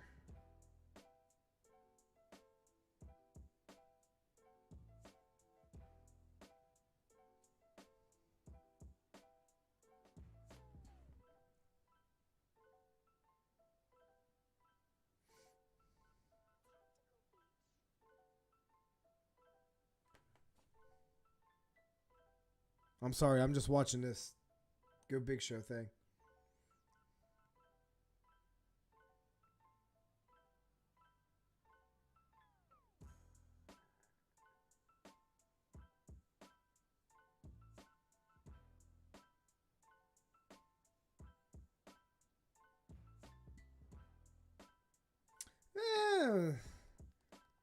If you're watching it, like, okay, you caught on fire, but you're in your suit, and you're gonna jump in that pool. I watched a dude from higher than that. It was an old man, dove, like belly flopped in like a kiddie pool, like a foot deep. I think it was a Guinness Book World Records thing that he was doing. Yeah. Sorry, I got way sidetracked. Squirrel. But yeah, the judges, they didn't overdo it. They were just there. They showed them conversing, writing notes down, giving us that aesthetic, and you didn't need to use them. And again, I had booked it of like, yeah, put them out there and break table, which I still would have liked to kind of see that, them being ringside. But it was good.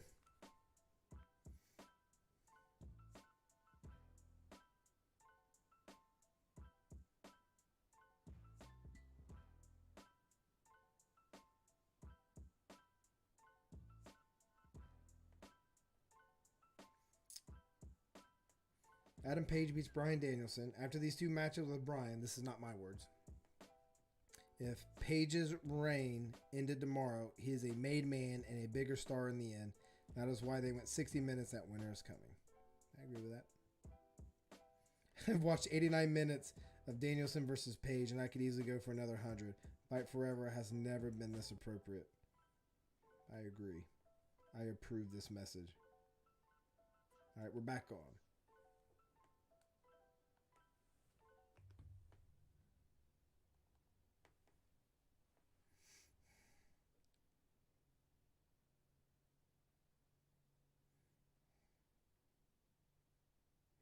I'm glad the Acclaimer are getting some features here.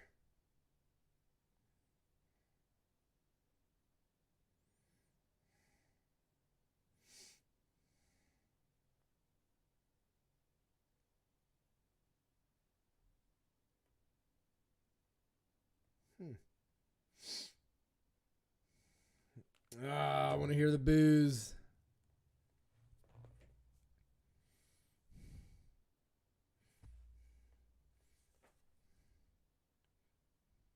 MJF is better than me. Bam.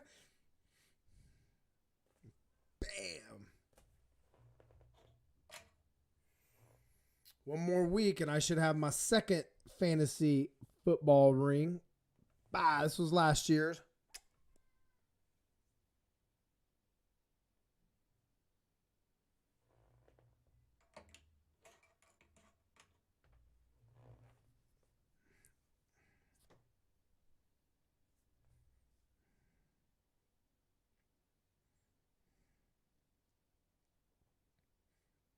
I just want to punch him.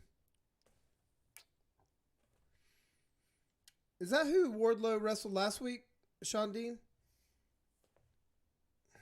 Can't remember.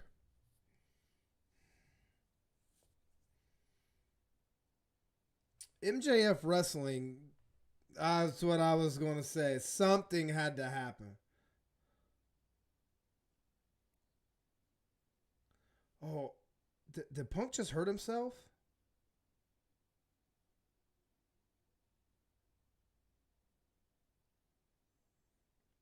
Punk looked like he tweaked something.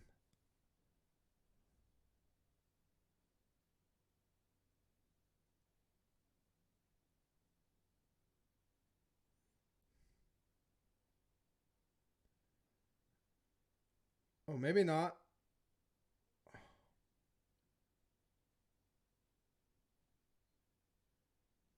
Okay.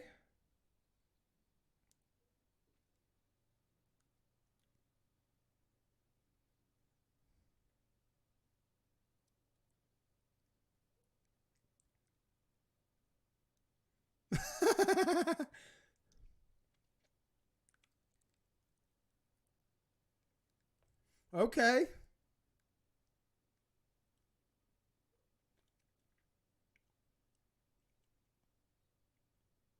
What a win for the captain, he says.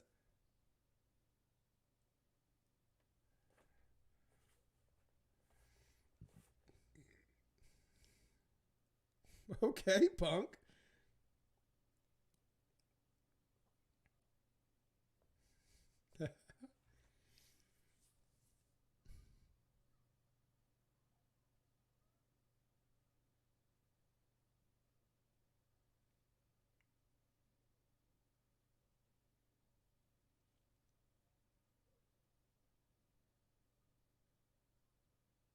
Here we go.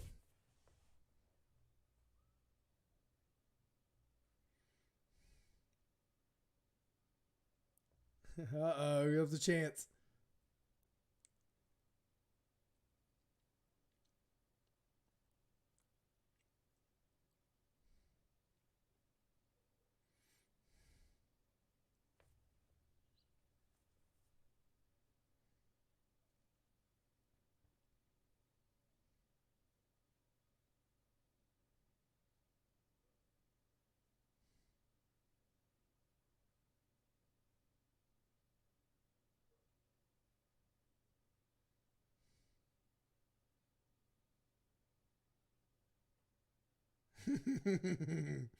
He makes him relevant. Tony Schiavone hates MJF.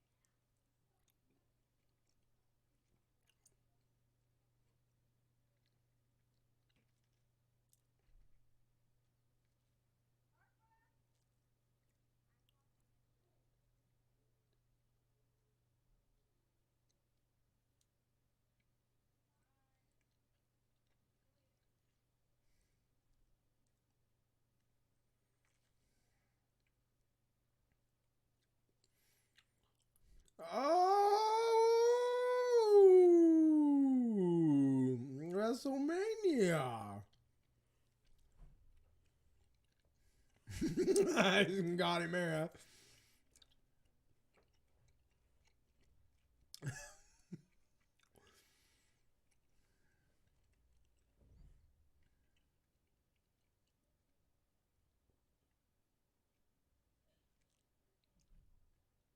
Oh, man.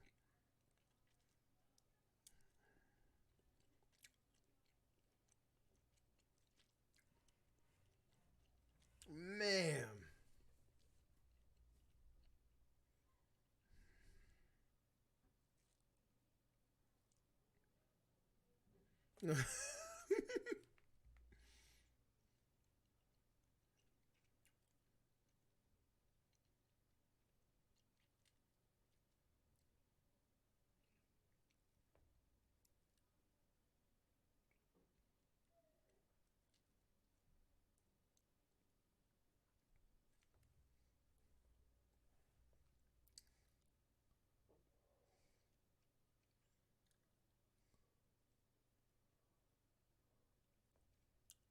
Oh my gosh.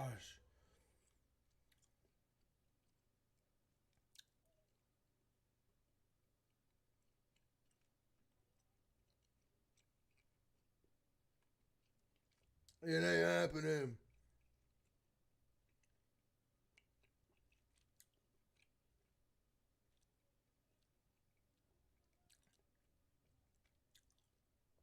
Wardlow.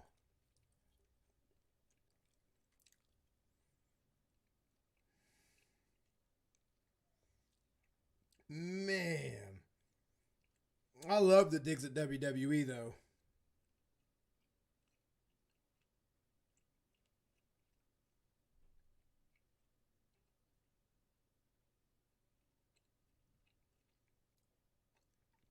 I'm trying to see what people are saying about these. Oh, they're talking again.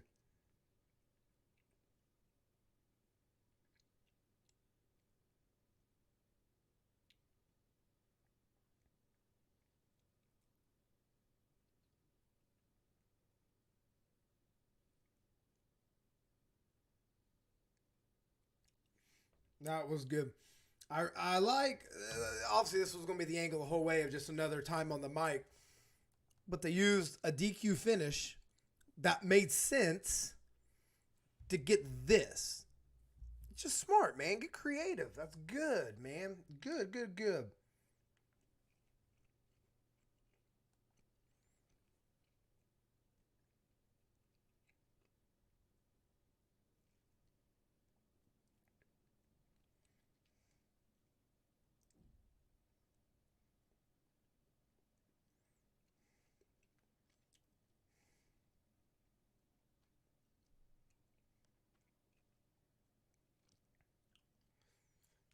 Man, they're really.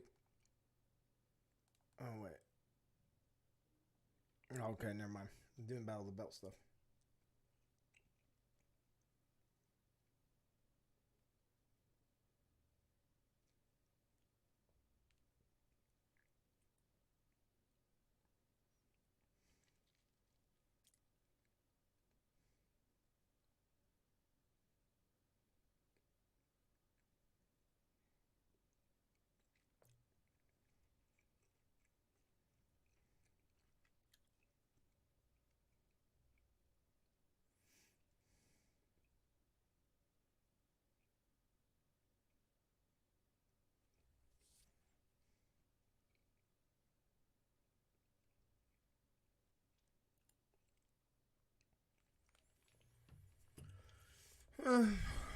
Cody versus Sammy.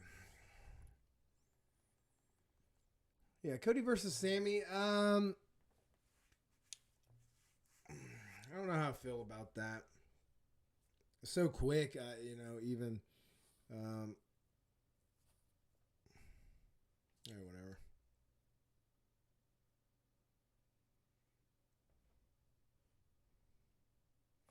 I want some music.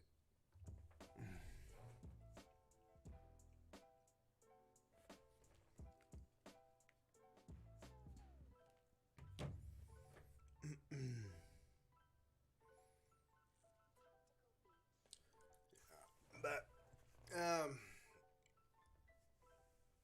are they going to try to take the Punk and MJF thing all the way to Revolution? They could. I mean, that's two dudes that could do it. And that's almost a match that could main event the pay-per-view and not be a title match.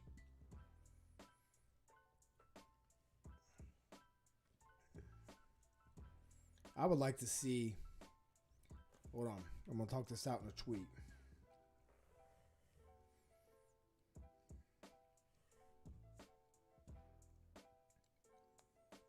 All right. Punk gets MJF. You want to fight him at Revolution. Punk gets him to want to fight him at Revolution. To the point that Cody somehow gets involved. And Punk makes the stip that if he wins, Cody is allowed, to the point that Cody somehow gets involved and uses his EVP status. Makes it said that if he wins, Cody is allowed to go for the world title. Yep. Yeah, so wouldn't that be something? Cody gets involved and like, hey, MJ, if you want him so bad, hey, if Punk beats you, I get to go for the title again. And that's how you get into that.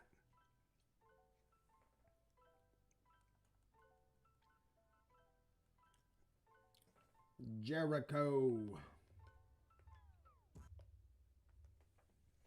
Full lonely inside. I ain't gonna sing it.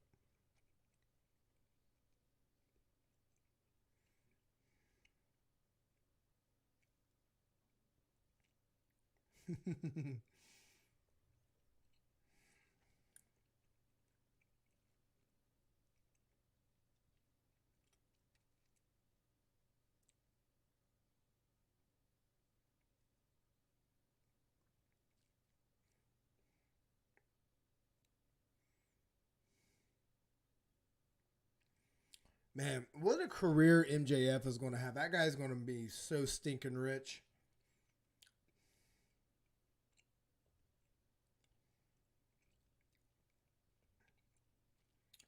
Oh, another tweet. I want MJF to go to WWE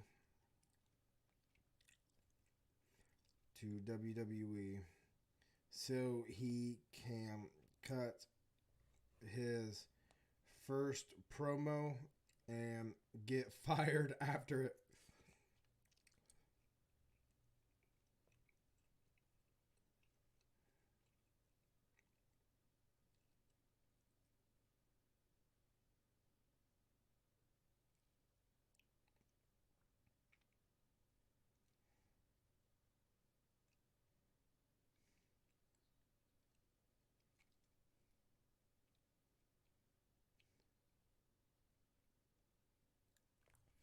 All right, let's see what Jericho's got to say. Probably with him and something in Eddie Kingston because of last week.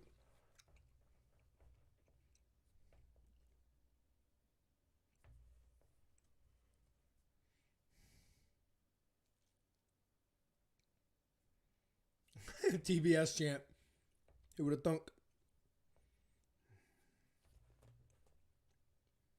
Yep.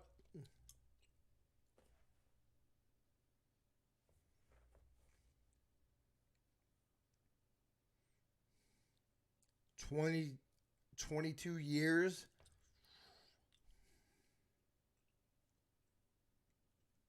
Wow.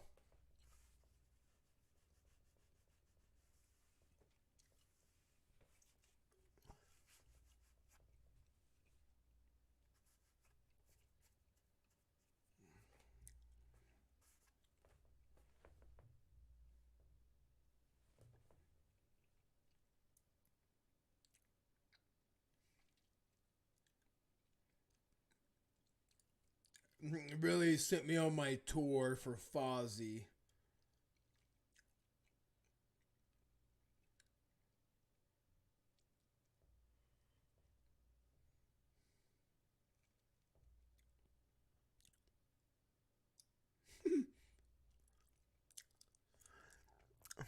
Annalise, I believe that's how you say her name. Hey, welcome to the chat. We're just sitting here watching the Chris Jericho segment with 2.0 and kind of see what's going to develop on this. I really thought he was going to come out for the Eddie Kingston stuff, which, I mean, he still could.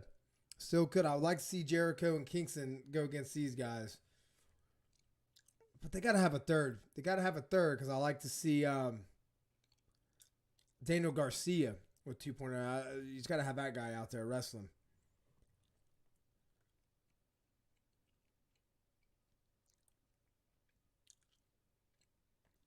Oh, I love them.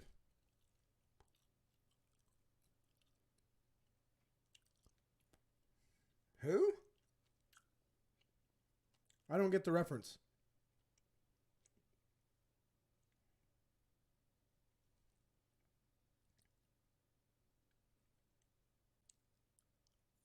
I love what accent twang is that he uses when he talks. Matt or Jeff, I don't know which one.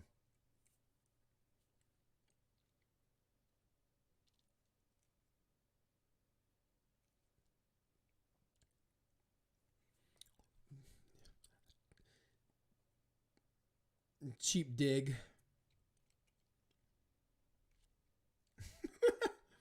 Waffle. That popped me. That was good.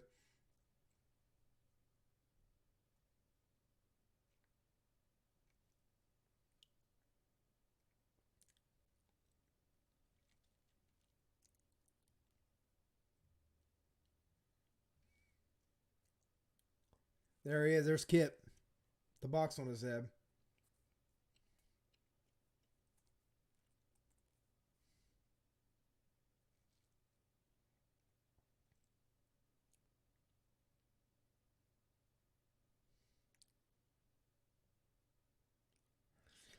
Working the crowd, isn't he?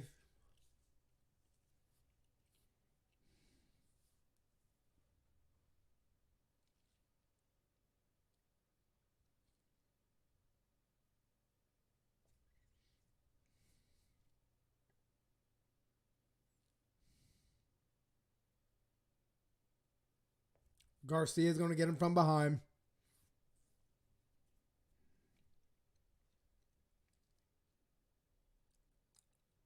Told you.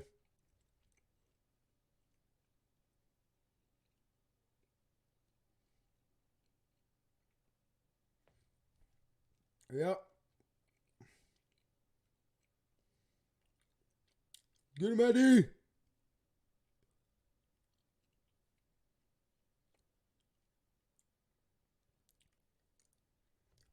Christian's got his butt whooped. You're playing his music?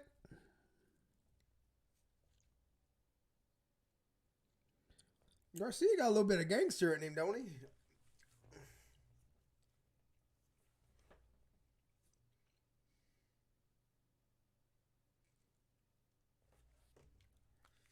Run away.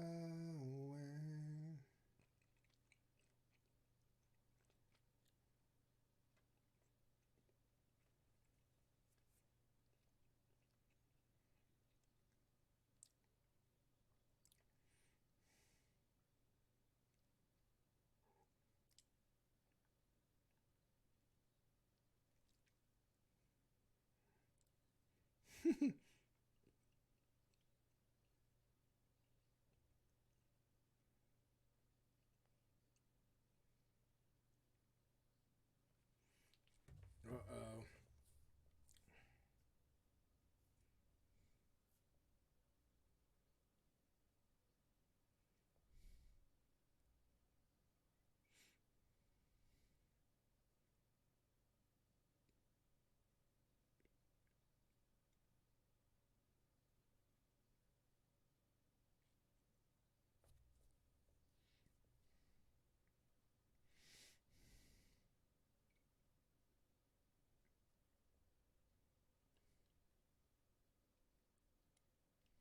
Oh, okay.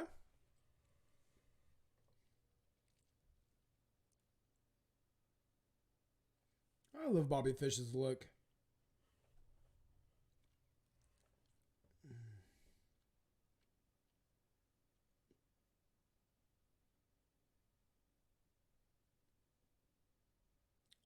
Called him Landon.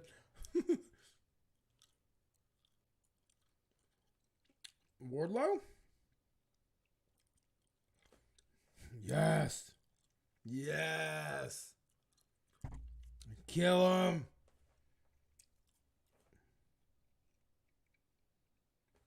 Kill him.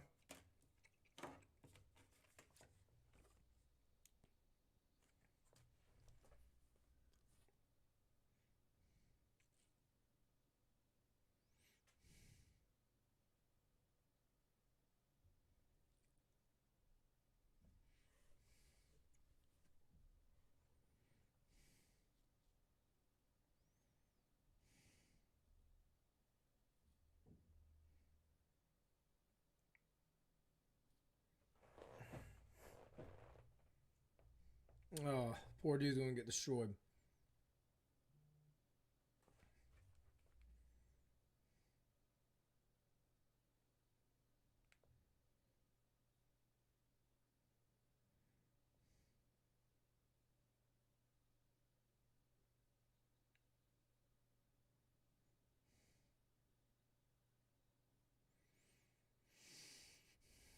Uh-oh. What are you doing, Spears? Oh. Good accountability or whatever it was. Just cover him. Oh, man. This is so interesting. This is so interesting. Yes, give us 5. He's like, all right. Sure. Thanks, bud.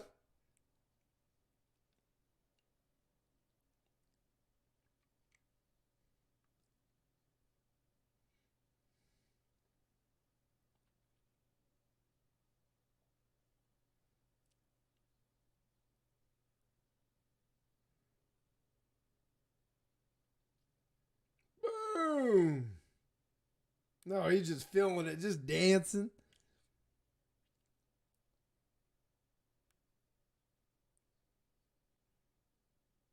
Oh, Spears not liking it.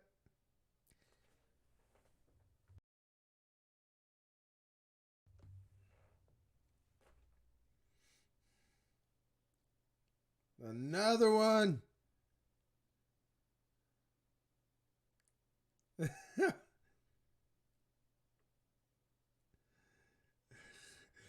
Hey, we'll pay you $800. I just need you to take about 7 power bombs from Wardlow.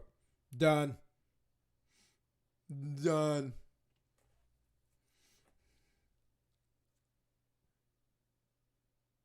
And his hair still looks good.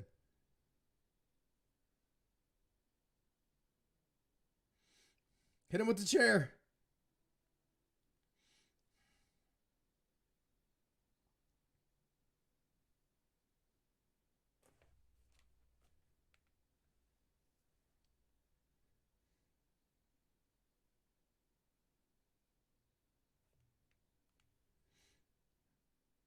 Jade Cargill versus Ruby Soho.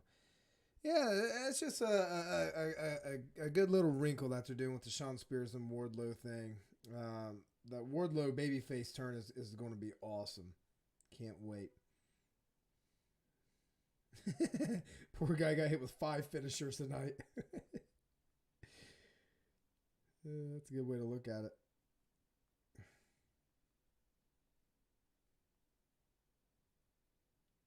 That's a good way to look at it.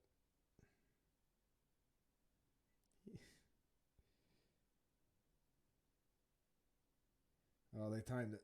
1 minute, 24.26 seconds.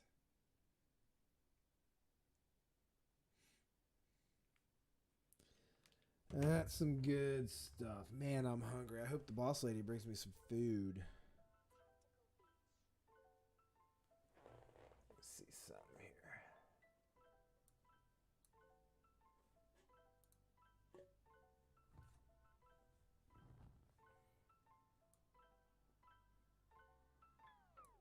Turn that music up just a little bit more for y'all.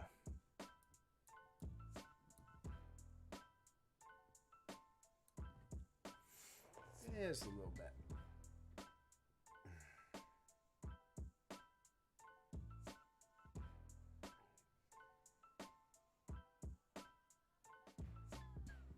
I've grown to love Wardlow squash matches like Mark Henry telling us it's time for the main event. That's a really good comparison. Really good comparison.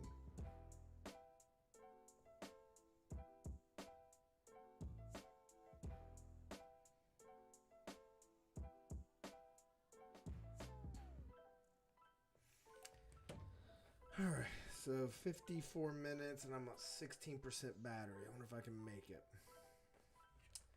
If I've got some programs in the background, let's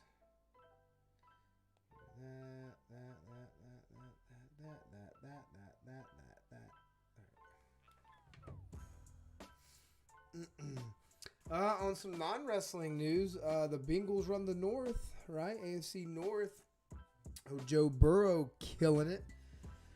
So, but Joe Mixon, a running back, just got hit with COVID, so he will not be there for the final game against the Browns this Sunday. I don't know if we lose, what that means for playoff contentions, in the big picture. So, I guess he's going to get it better now than in the playoffs. So, but super pumped for that, man. I'm already itching for baseball season. Already itching for that. All right, we're back on. What do we say? This next.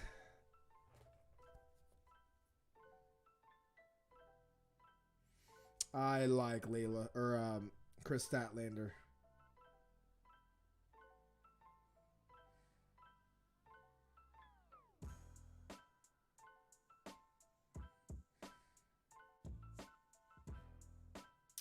Interesting. I don't watch Darker Elevation. I just don't have time to watch it all every day.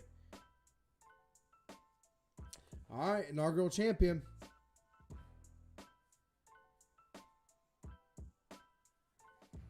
That'd have been crappy if it would have said T.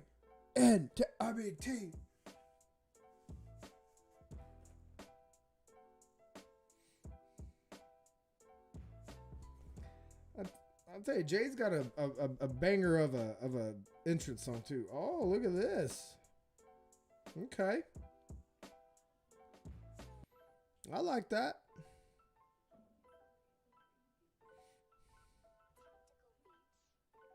My gosh, that woman is ripped.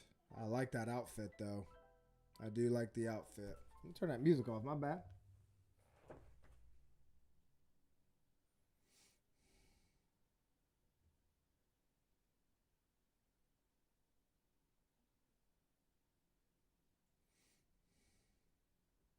Yeah, it's a woman, isn't it?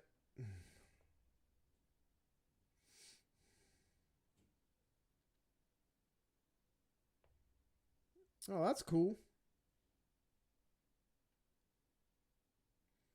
Oh, that's awesome. That's awesome.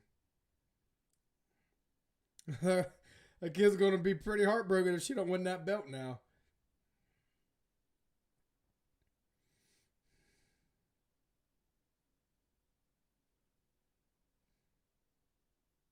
Oh my gosh.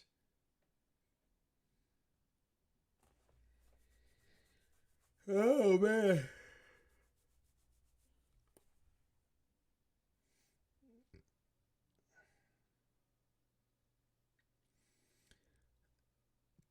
I was thinking about that. Tony's just saying about the different contrasts. I was just thinking of the entrance music, of how that's such two different things. Yeah, but definitely two different styles, two different everything. My bad. Ruby's cool too. I like to party with her for a night.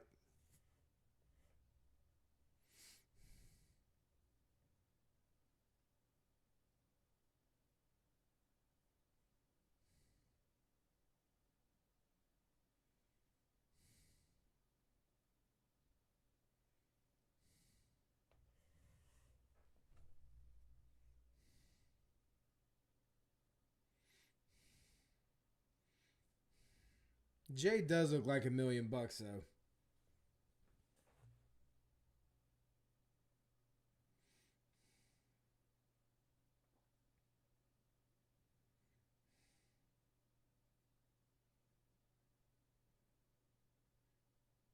We'll probably get a TBS defense at Battle of the Belts.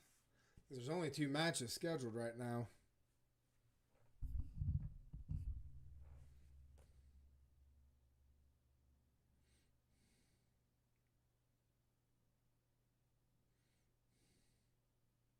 Ooh, good smack.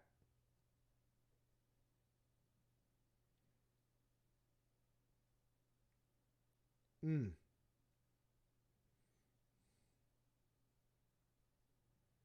Oh.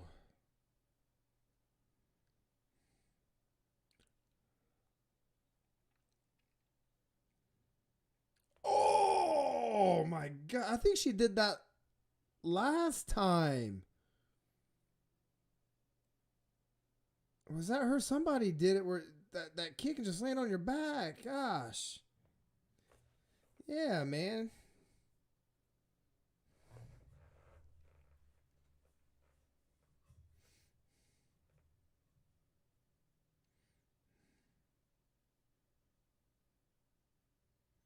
Yeah, work out back now.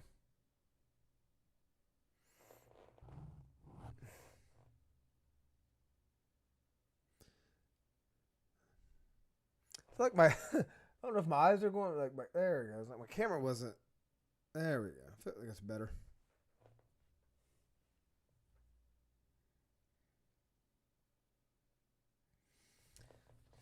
I want Sterling to get destroyed. Ooh, good little arm drag.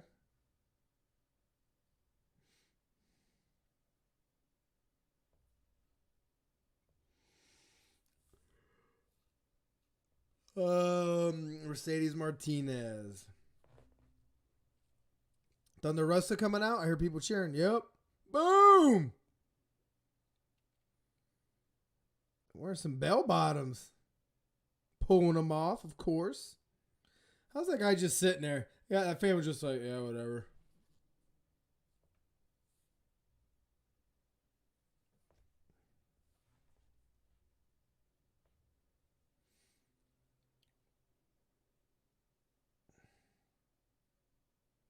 Why would she not be counting them out?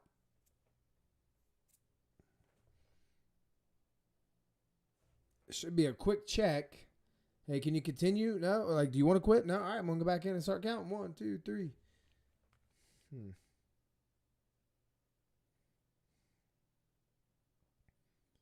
I'm falling in love with the Wardlow Spears dynamic. It's so entertaining, and it was upped a notch. This by Spears trying to take the crap out of Wardlow's fire up power bombs. The turn is imminent, and God help MJF when it happens. Beautifully said.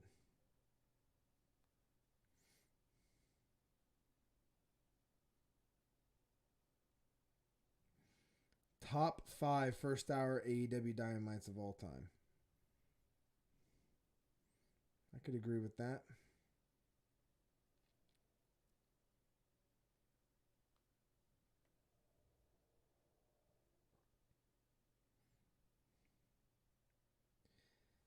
Jade Cargill has to be winning since her family is at ringside. Yeah, I kind of got that too. I just don't. I don't know.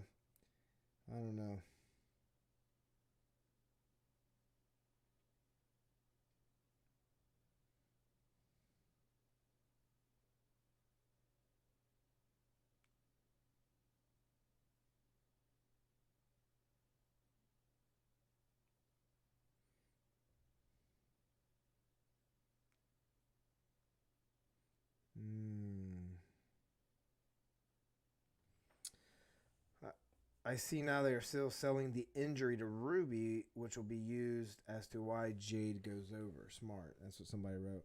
Yeah, I forgot about the injury.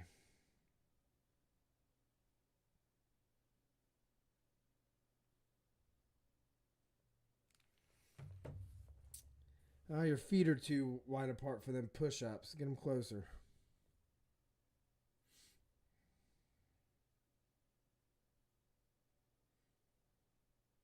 Or you lift the leg every time you go down. Make it hard. 45 more minutes.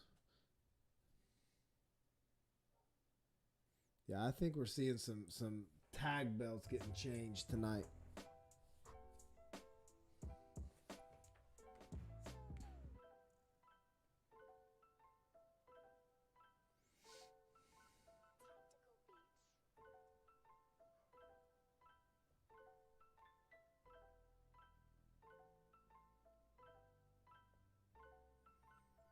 Man, I'm hungry.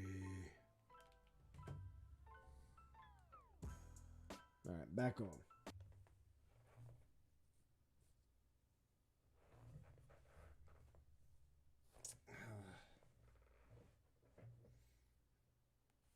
Ruby has some good kicks. I'll tell you that. Boom.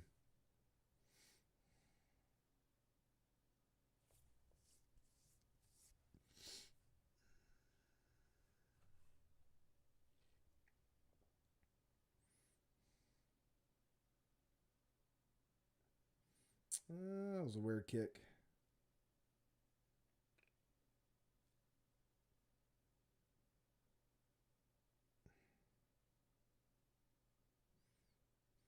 Jay's got some monster legs, don't she?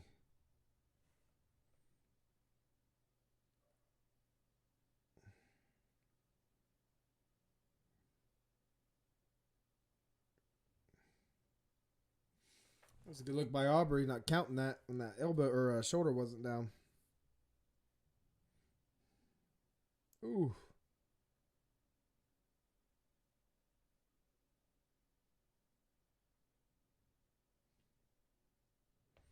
Well, that Serena Deep sit down is going to be real good.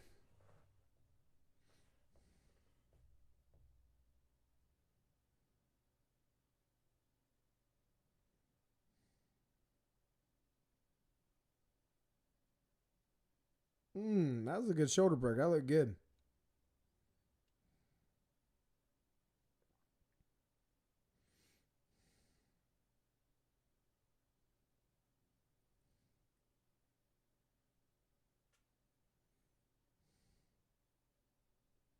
Man, I didn't realize her tattoos came all the way up here.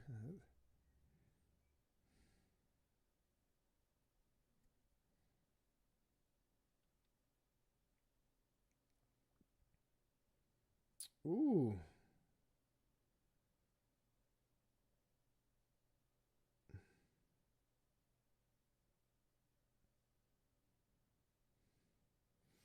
They do some good little sequences.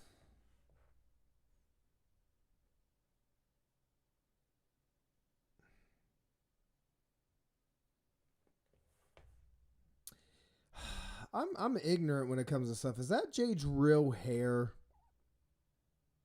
Is that a wig or implant? How does that work? I don't know.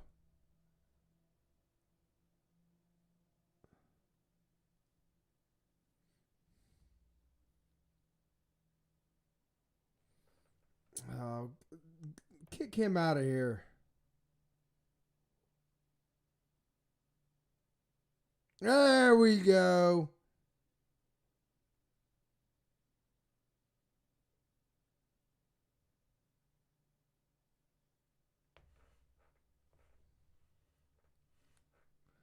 Turn around, Ruby. Oh, you idiot. There you go. Like, don't be dumb.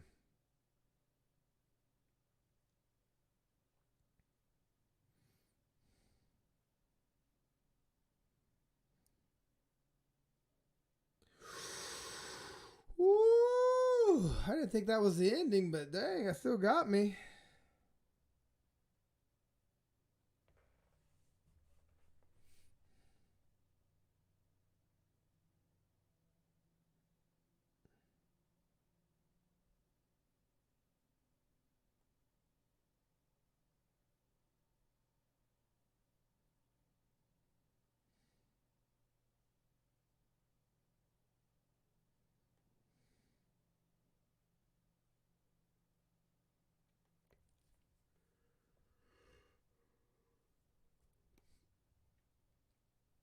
Wow, what was that? Little pinning transition. See, Jay does not need to win this belt. I just don't think she's too green to be an inaugural champion like this.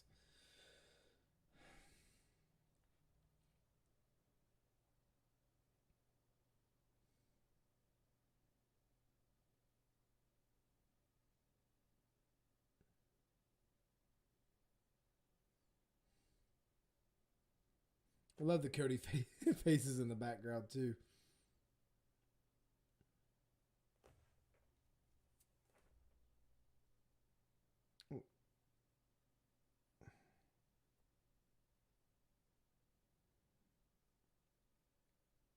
Uh-oh, something big. Oh my gosh. No.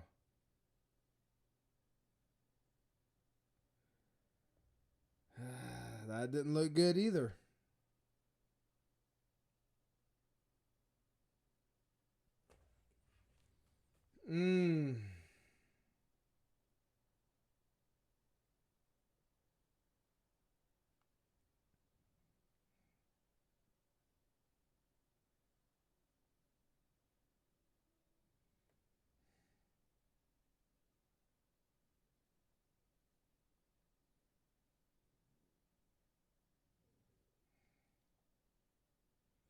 Jade versus Ruby. This is not good at all. That's what somebody had wrote. It wasn't.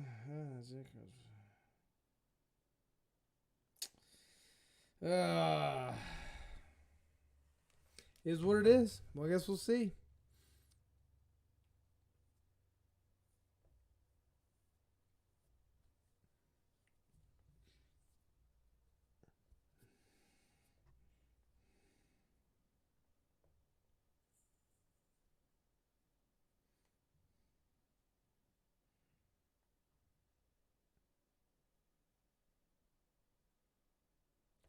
Listening to the sit down with Serena Deeb.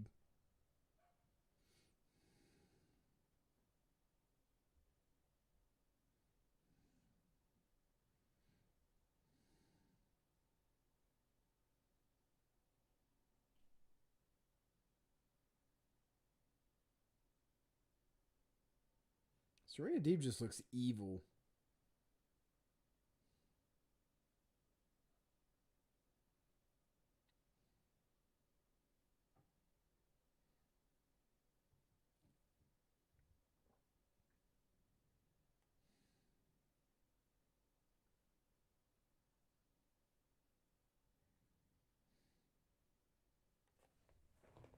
Nope.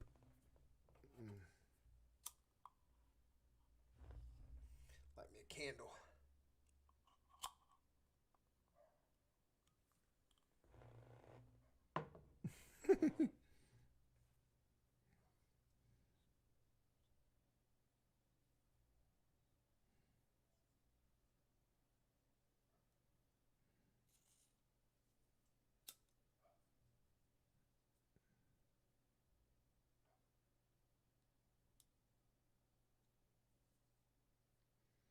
Another match. Okay.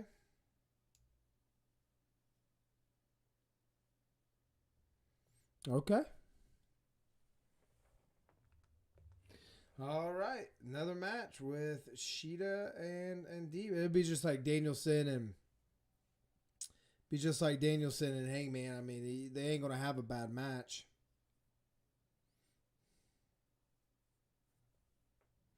Oh, we're doing it now. All right.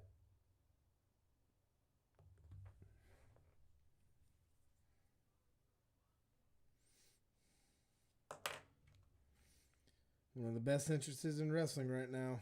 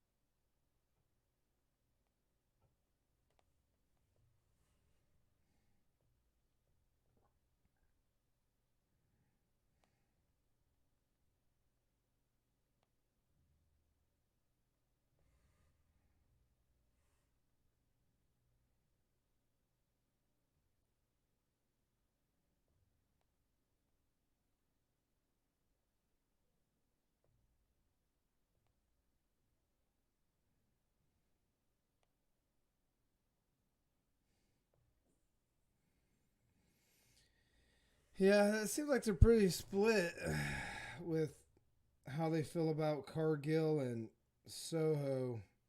I just don't think it was a good match. I don't think Cargill was the right one to win it.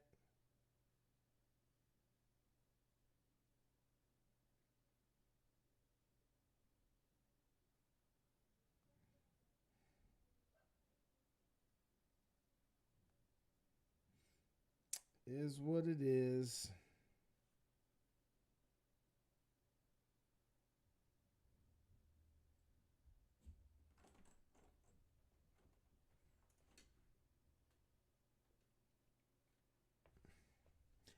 Jax, tell your mom I'm hungry. Are you streaming? Yeah. My son. Daddy's hungry.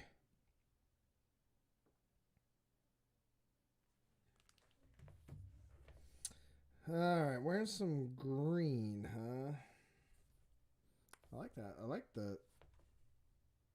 Man, what's some hair?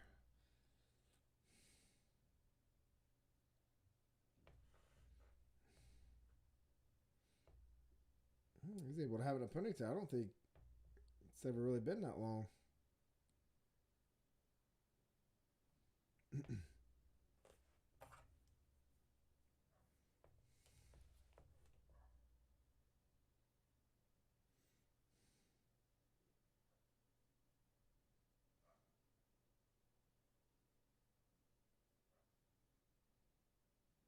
Man, that stuff on his eye is just getting bigger and bigger and bigger.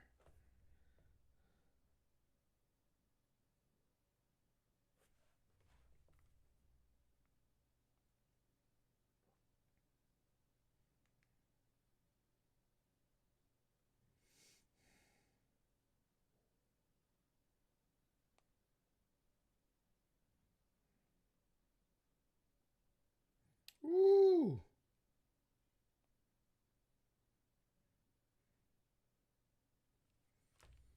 All right, picture in picture.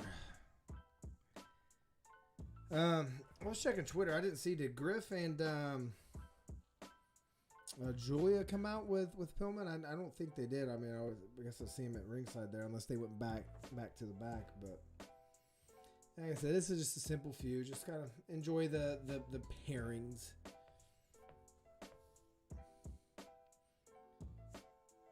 Gosh, can you believe? So Black's main run on the WWE main roster was some actually really good tag team matches with him and Ricochet together.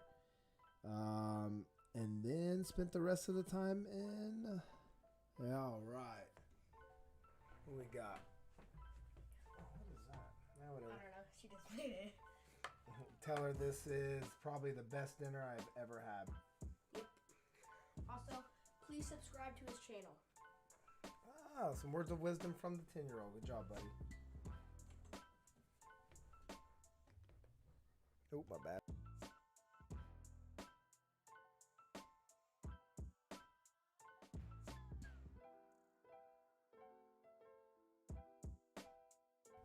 I'm going to have this muted while I eat.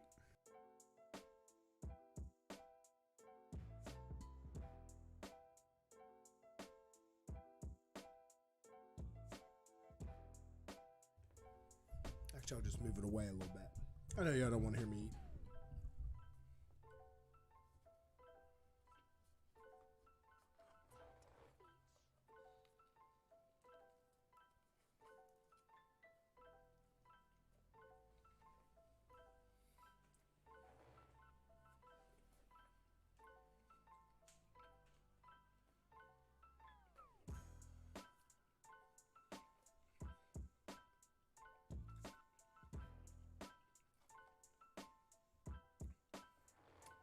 I didn't get dinner today.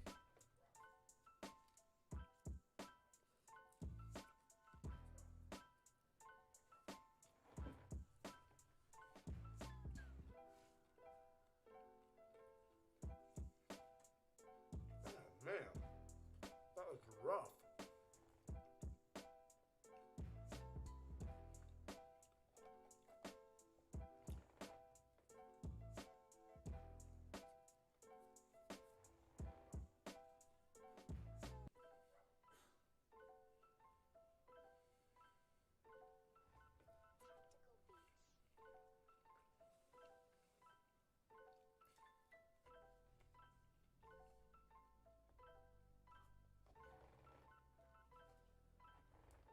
Back on.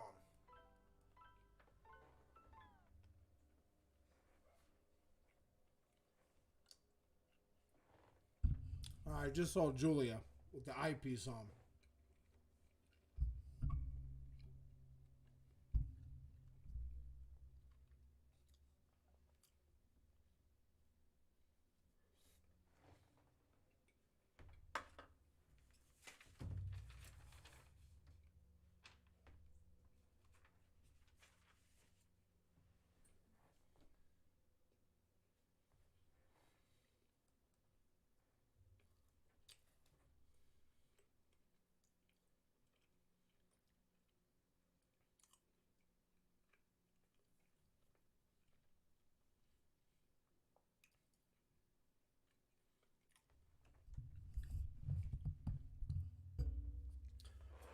they're really highlighting Pillman in pretty much everything that they give him. They're really trying to build him up as somebody, which I think he could be a TBS champ or TNT champion someday too. Easy. He's not a bad wrestler at all.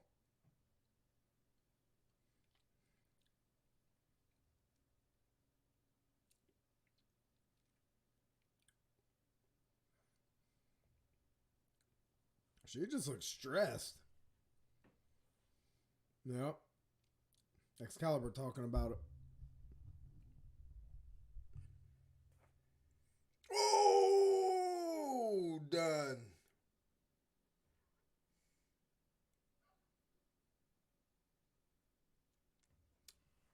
That's what I want to see. And then he just leaves.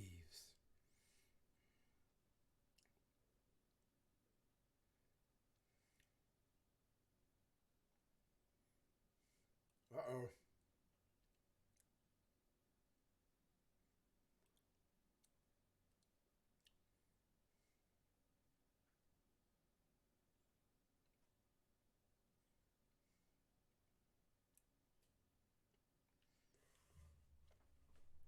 Interesting.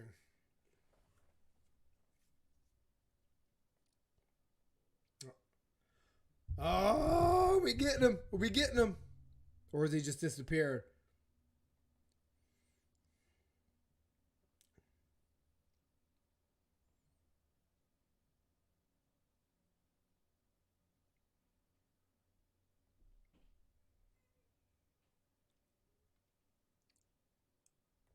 Okay. All right. All right. All right. I'll wait a little bit longer.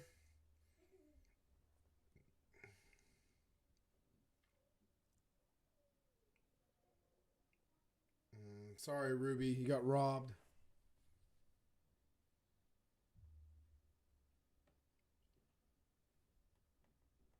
Another interruption.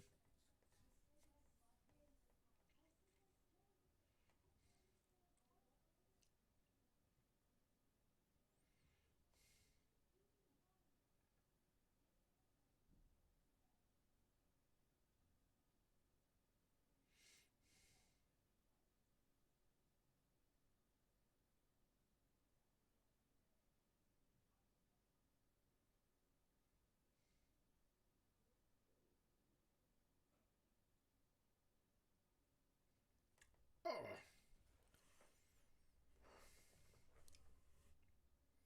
Oh, and Rio just happened to be there, huh?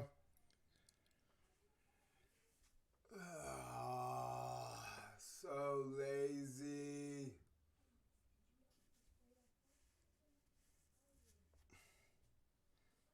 Look what they're doing with Punk and MJF and the...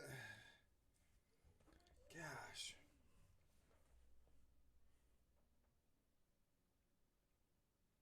That match is going to be awesome.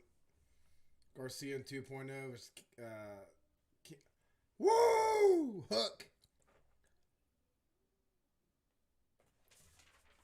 Woo!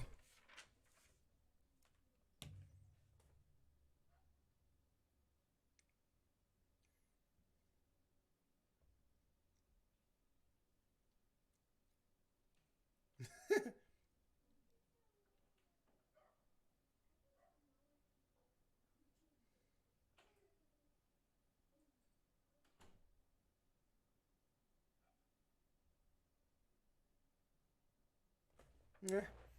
That'll be a fun match. Hook will kill him. I can't wait.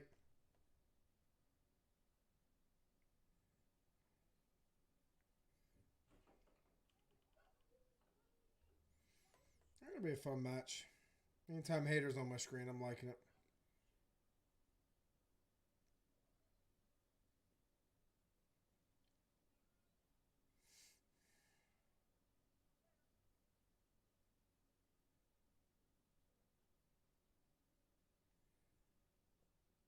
Punk versus Wardlow.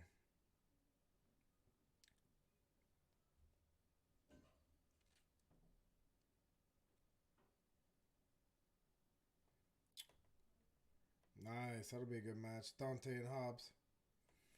All right, main event.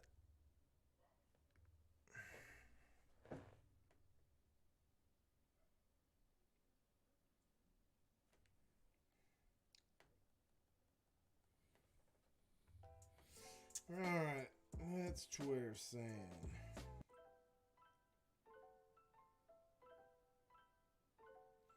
Really thought Brody King was coming out there. I did too. Another one about Brody King. Really thought Brody King was coming out there. I hope we get some sense of Malachi Black stuff soon. Yeah, me too.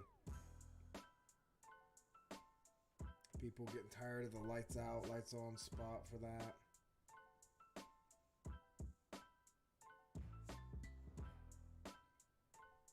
Well, Stretch Me If You Can is going to be used as an out of context clip. Yup.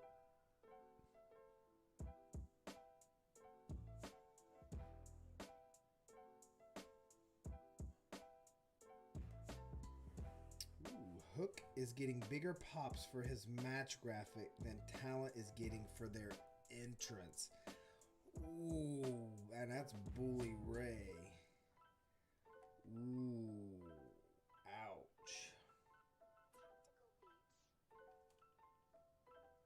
Who's that? Somebody opening my door.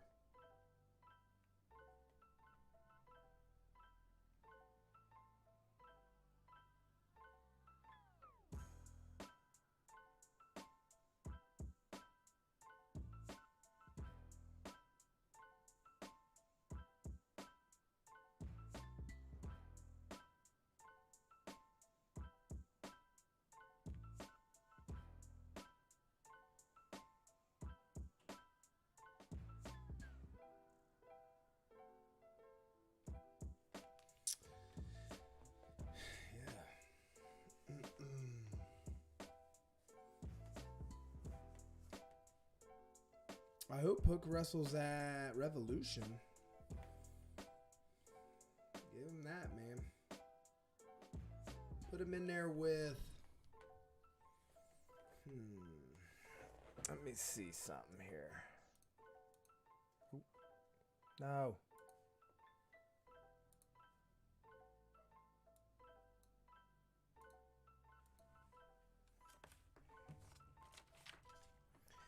AEW roster. Who would be a good Hook Revolution opponent? Alright, here comes the match.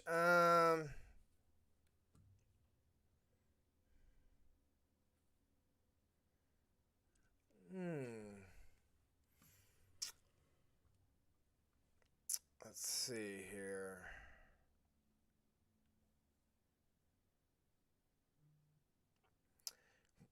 Christopher Daniels would be interesting.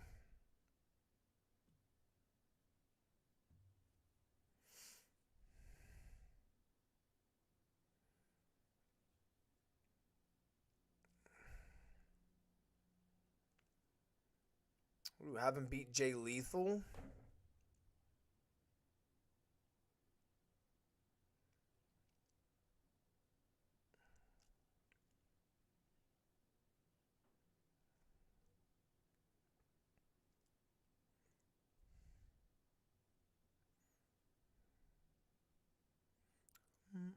Matt Sydal, he's there to lose.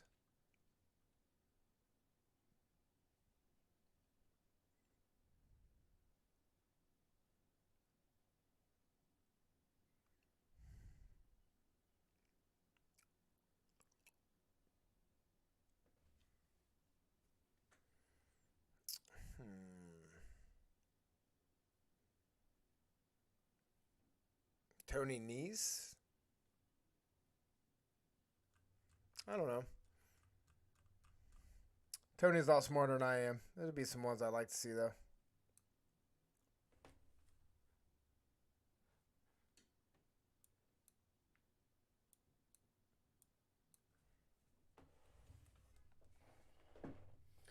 All right, let's see some new tag champions.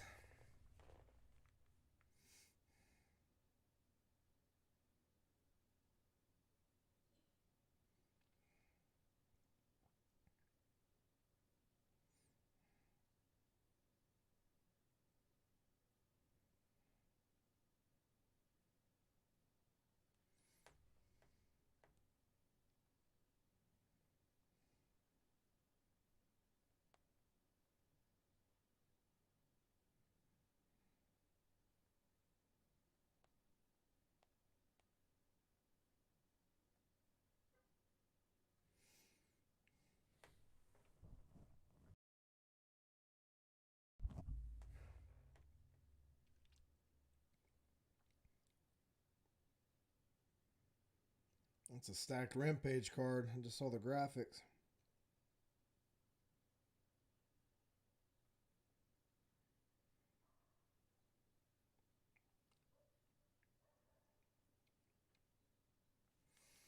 All right.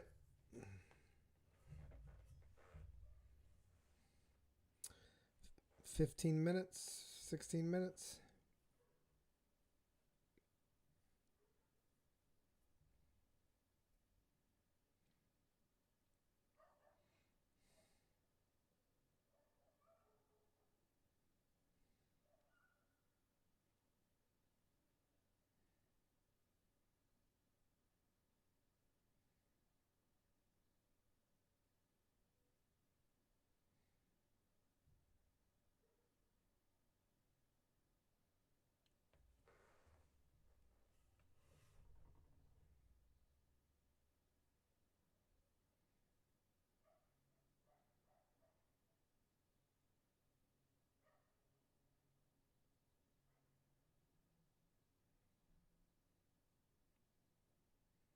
Ooh, that looked good.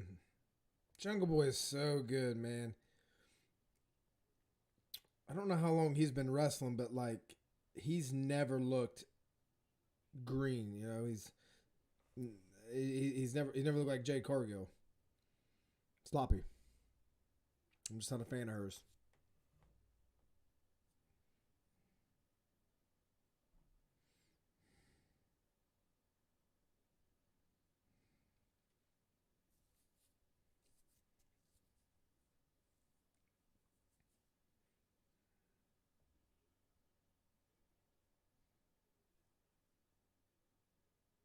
Ooh.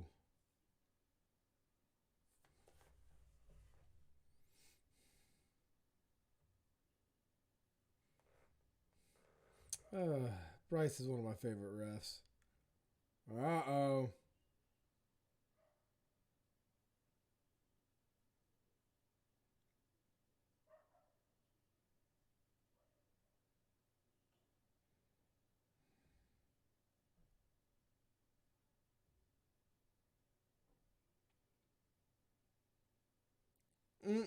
That chop ain't doing anything.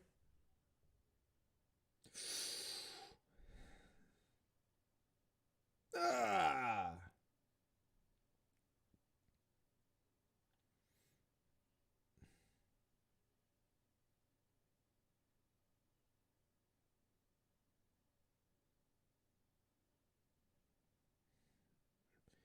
Oh. Thought we were going to get some rope stuff.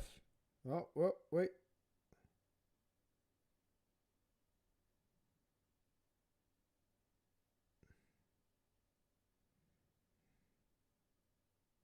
We can get like a four-way here.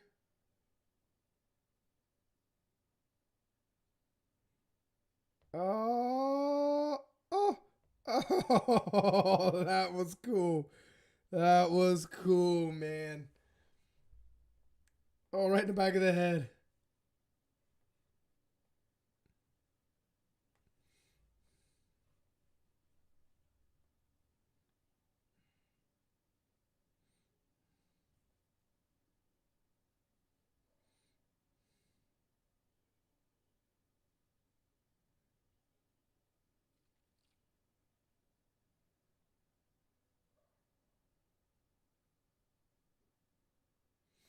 When I want to get the Lucha Brothers unmasked and have to wrestle that way,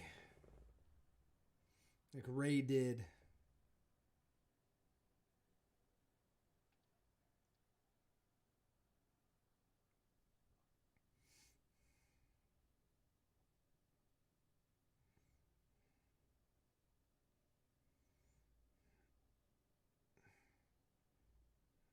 Oh my gosh. People everywhere. How do they remember all these spots?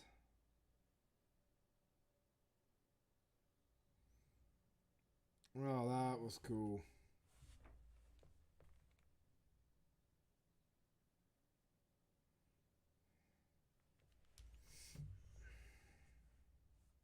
Oh!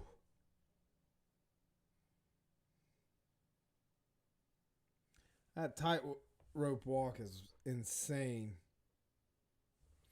Picture in picture.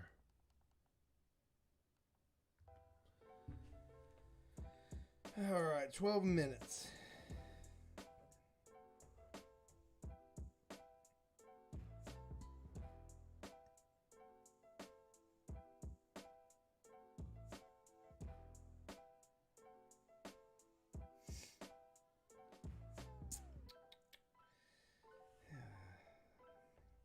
Showing the matches for Battle of the Belts. I just can't believe we're just 3 days away. And only 2 matches scheduled.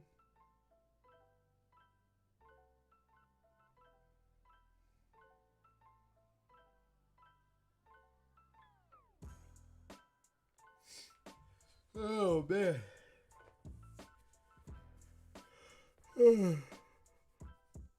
My body's getting used to getting up early for work.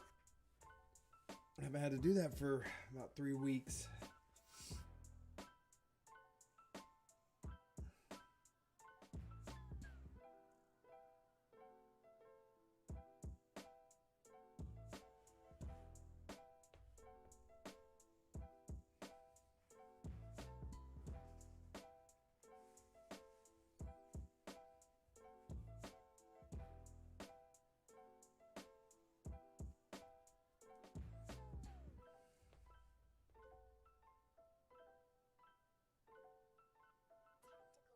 Ooh.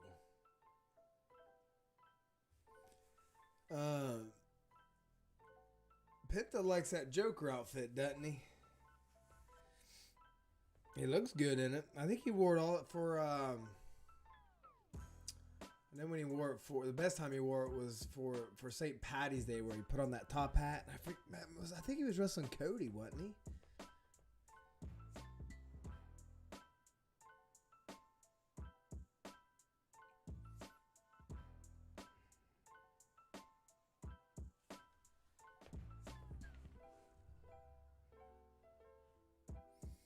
Ooh, Little Caesars pizza. I can crush that too right now.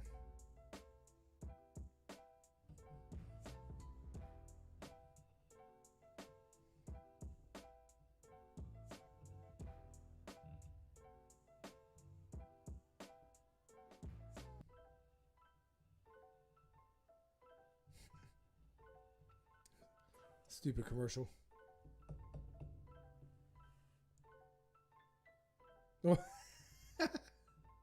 I don't know if you're seeing the basketball one where he tells him to do a hook shot from half court. All right, we're back on.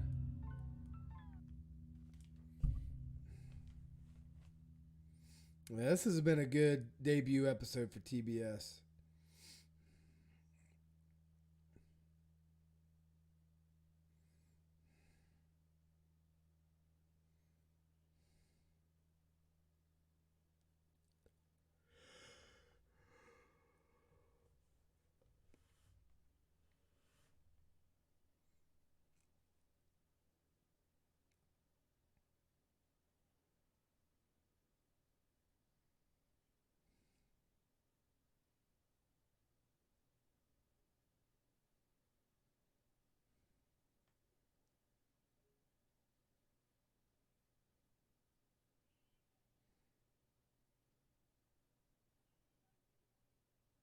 Double clothesline again. We're going to see any sort of interference with Christian Cage. Whether he turns on Jurassic Express to prevent them from winning the titles, or if he, turns heel in their name, like Honor, where they don't, but helps them win the belts. And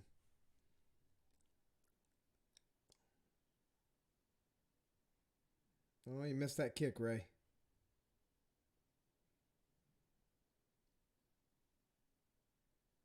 Ooh, that looked good. Yeah, Bryce, get him out of there.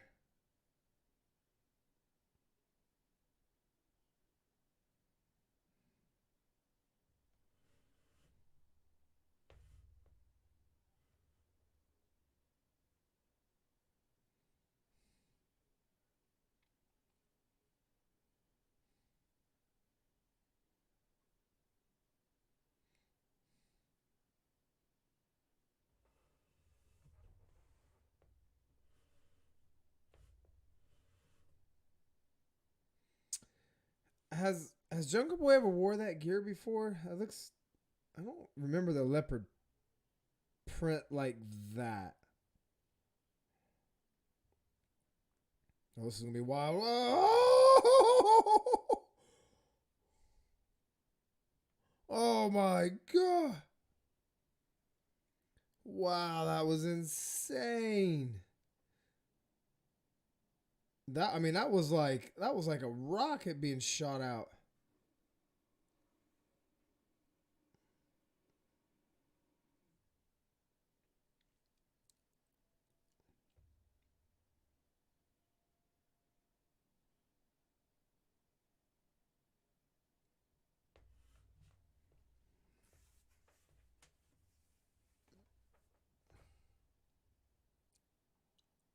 Oh no! Oh no! Okay. Oh, and he took one.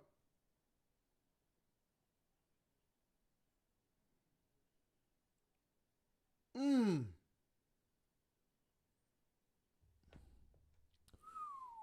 Woo.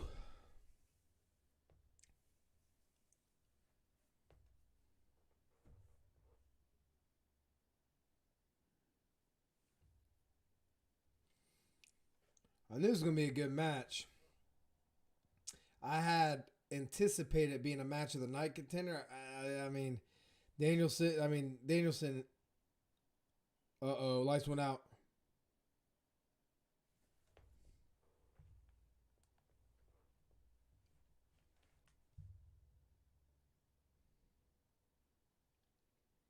Well, they're teasing something, ain't they? Mmm.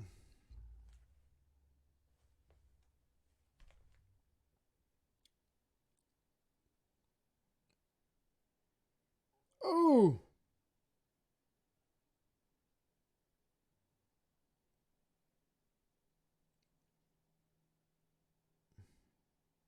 Oh. Mmm. Man. Abigail Long, hey, glad to see you in here, man. Just freaking out over some of these things that these guys are doing on here. Trying to figure out what that lights out, lights on thing was all about, too. Glad to have you in.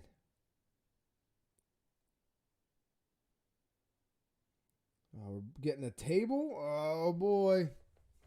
4 minutes. Why did the lights go out?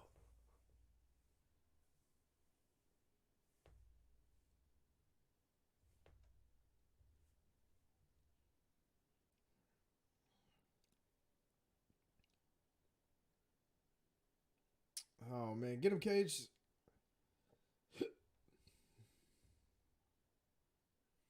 Ray's going through that table.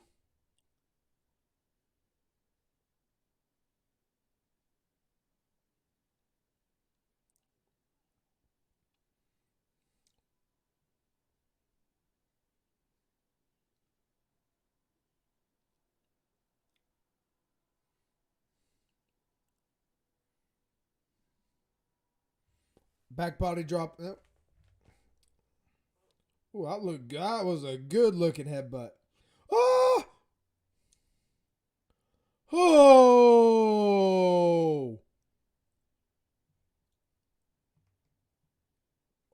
Oh. Oh, dude. His arm broke.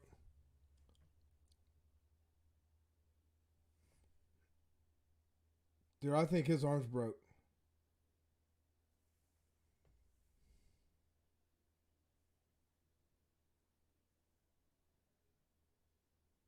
Dude, I think Ray's arm's broke.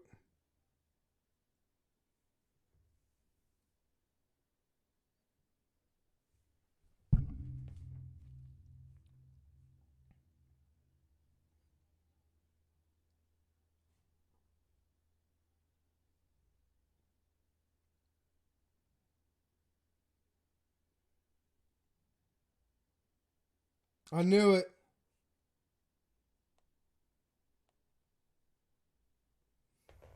Yep, I knew it. That was his parents?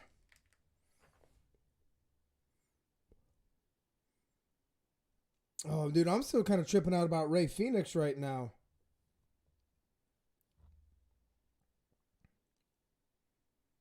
Yeah, Penta went out there to go look at him. Man, that sucks.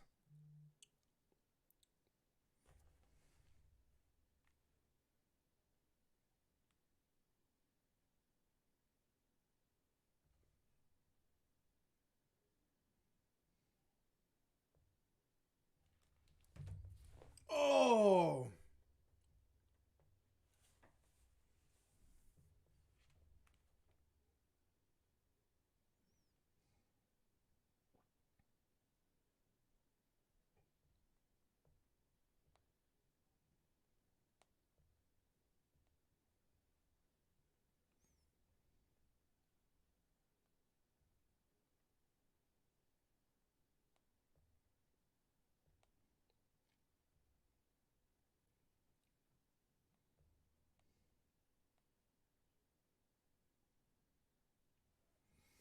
Dude, anybody just see that freaking replay? Like his arm went back. That wigs me out, man. He's out for at least a year, if not longer.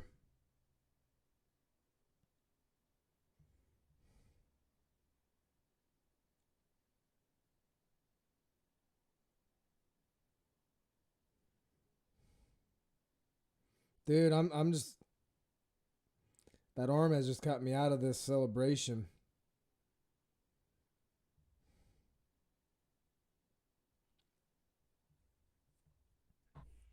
Oh man, that wigged me out. I hate seeing things like that.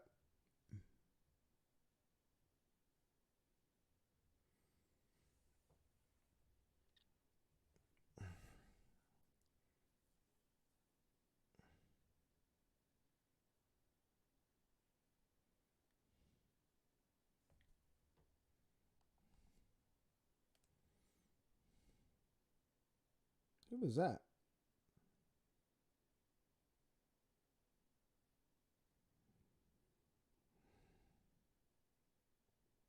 Oh, okay.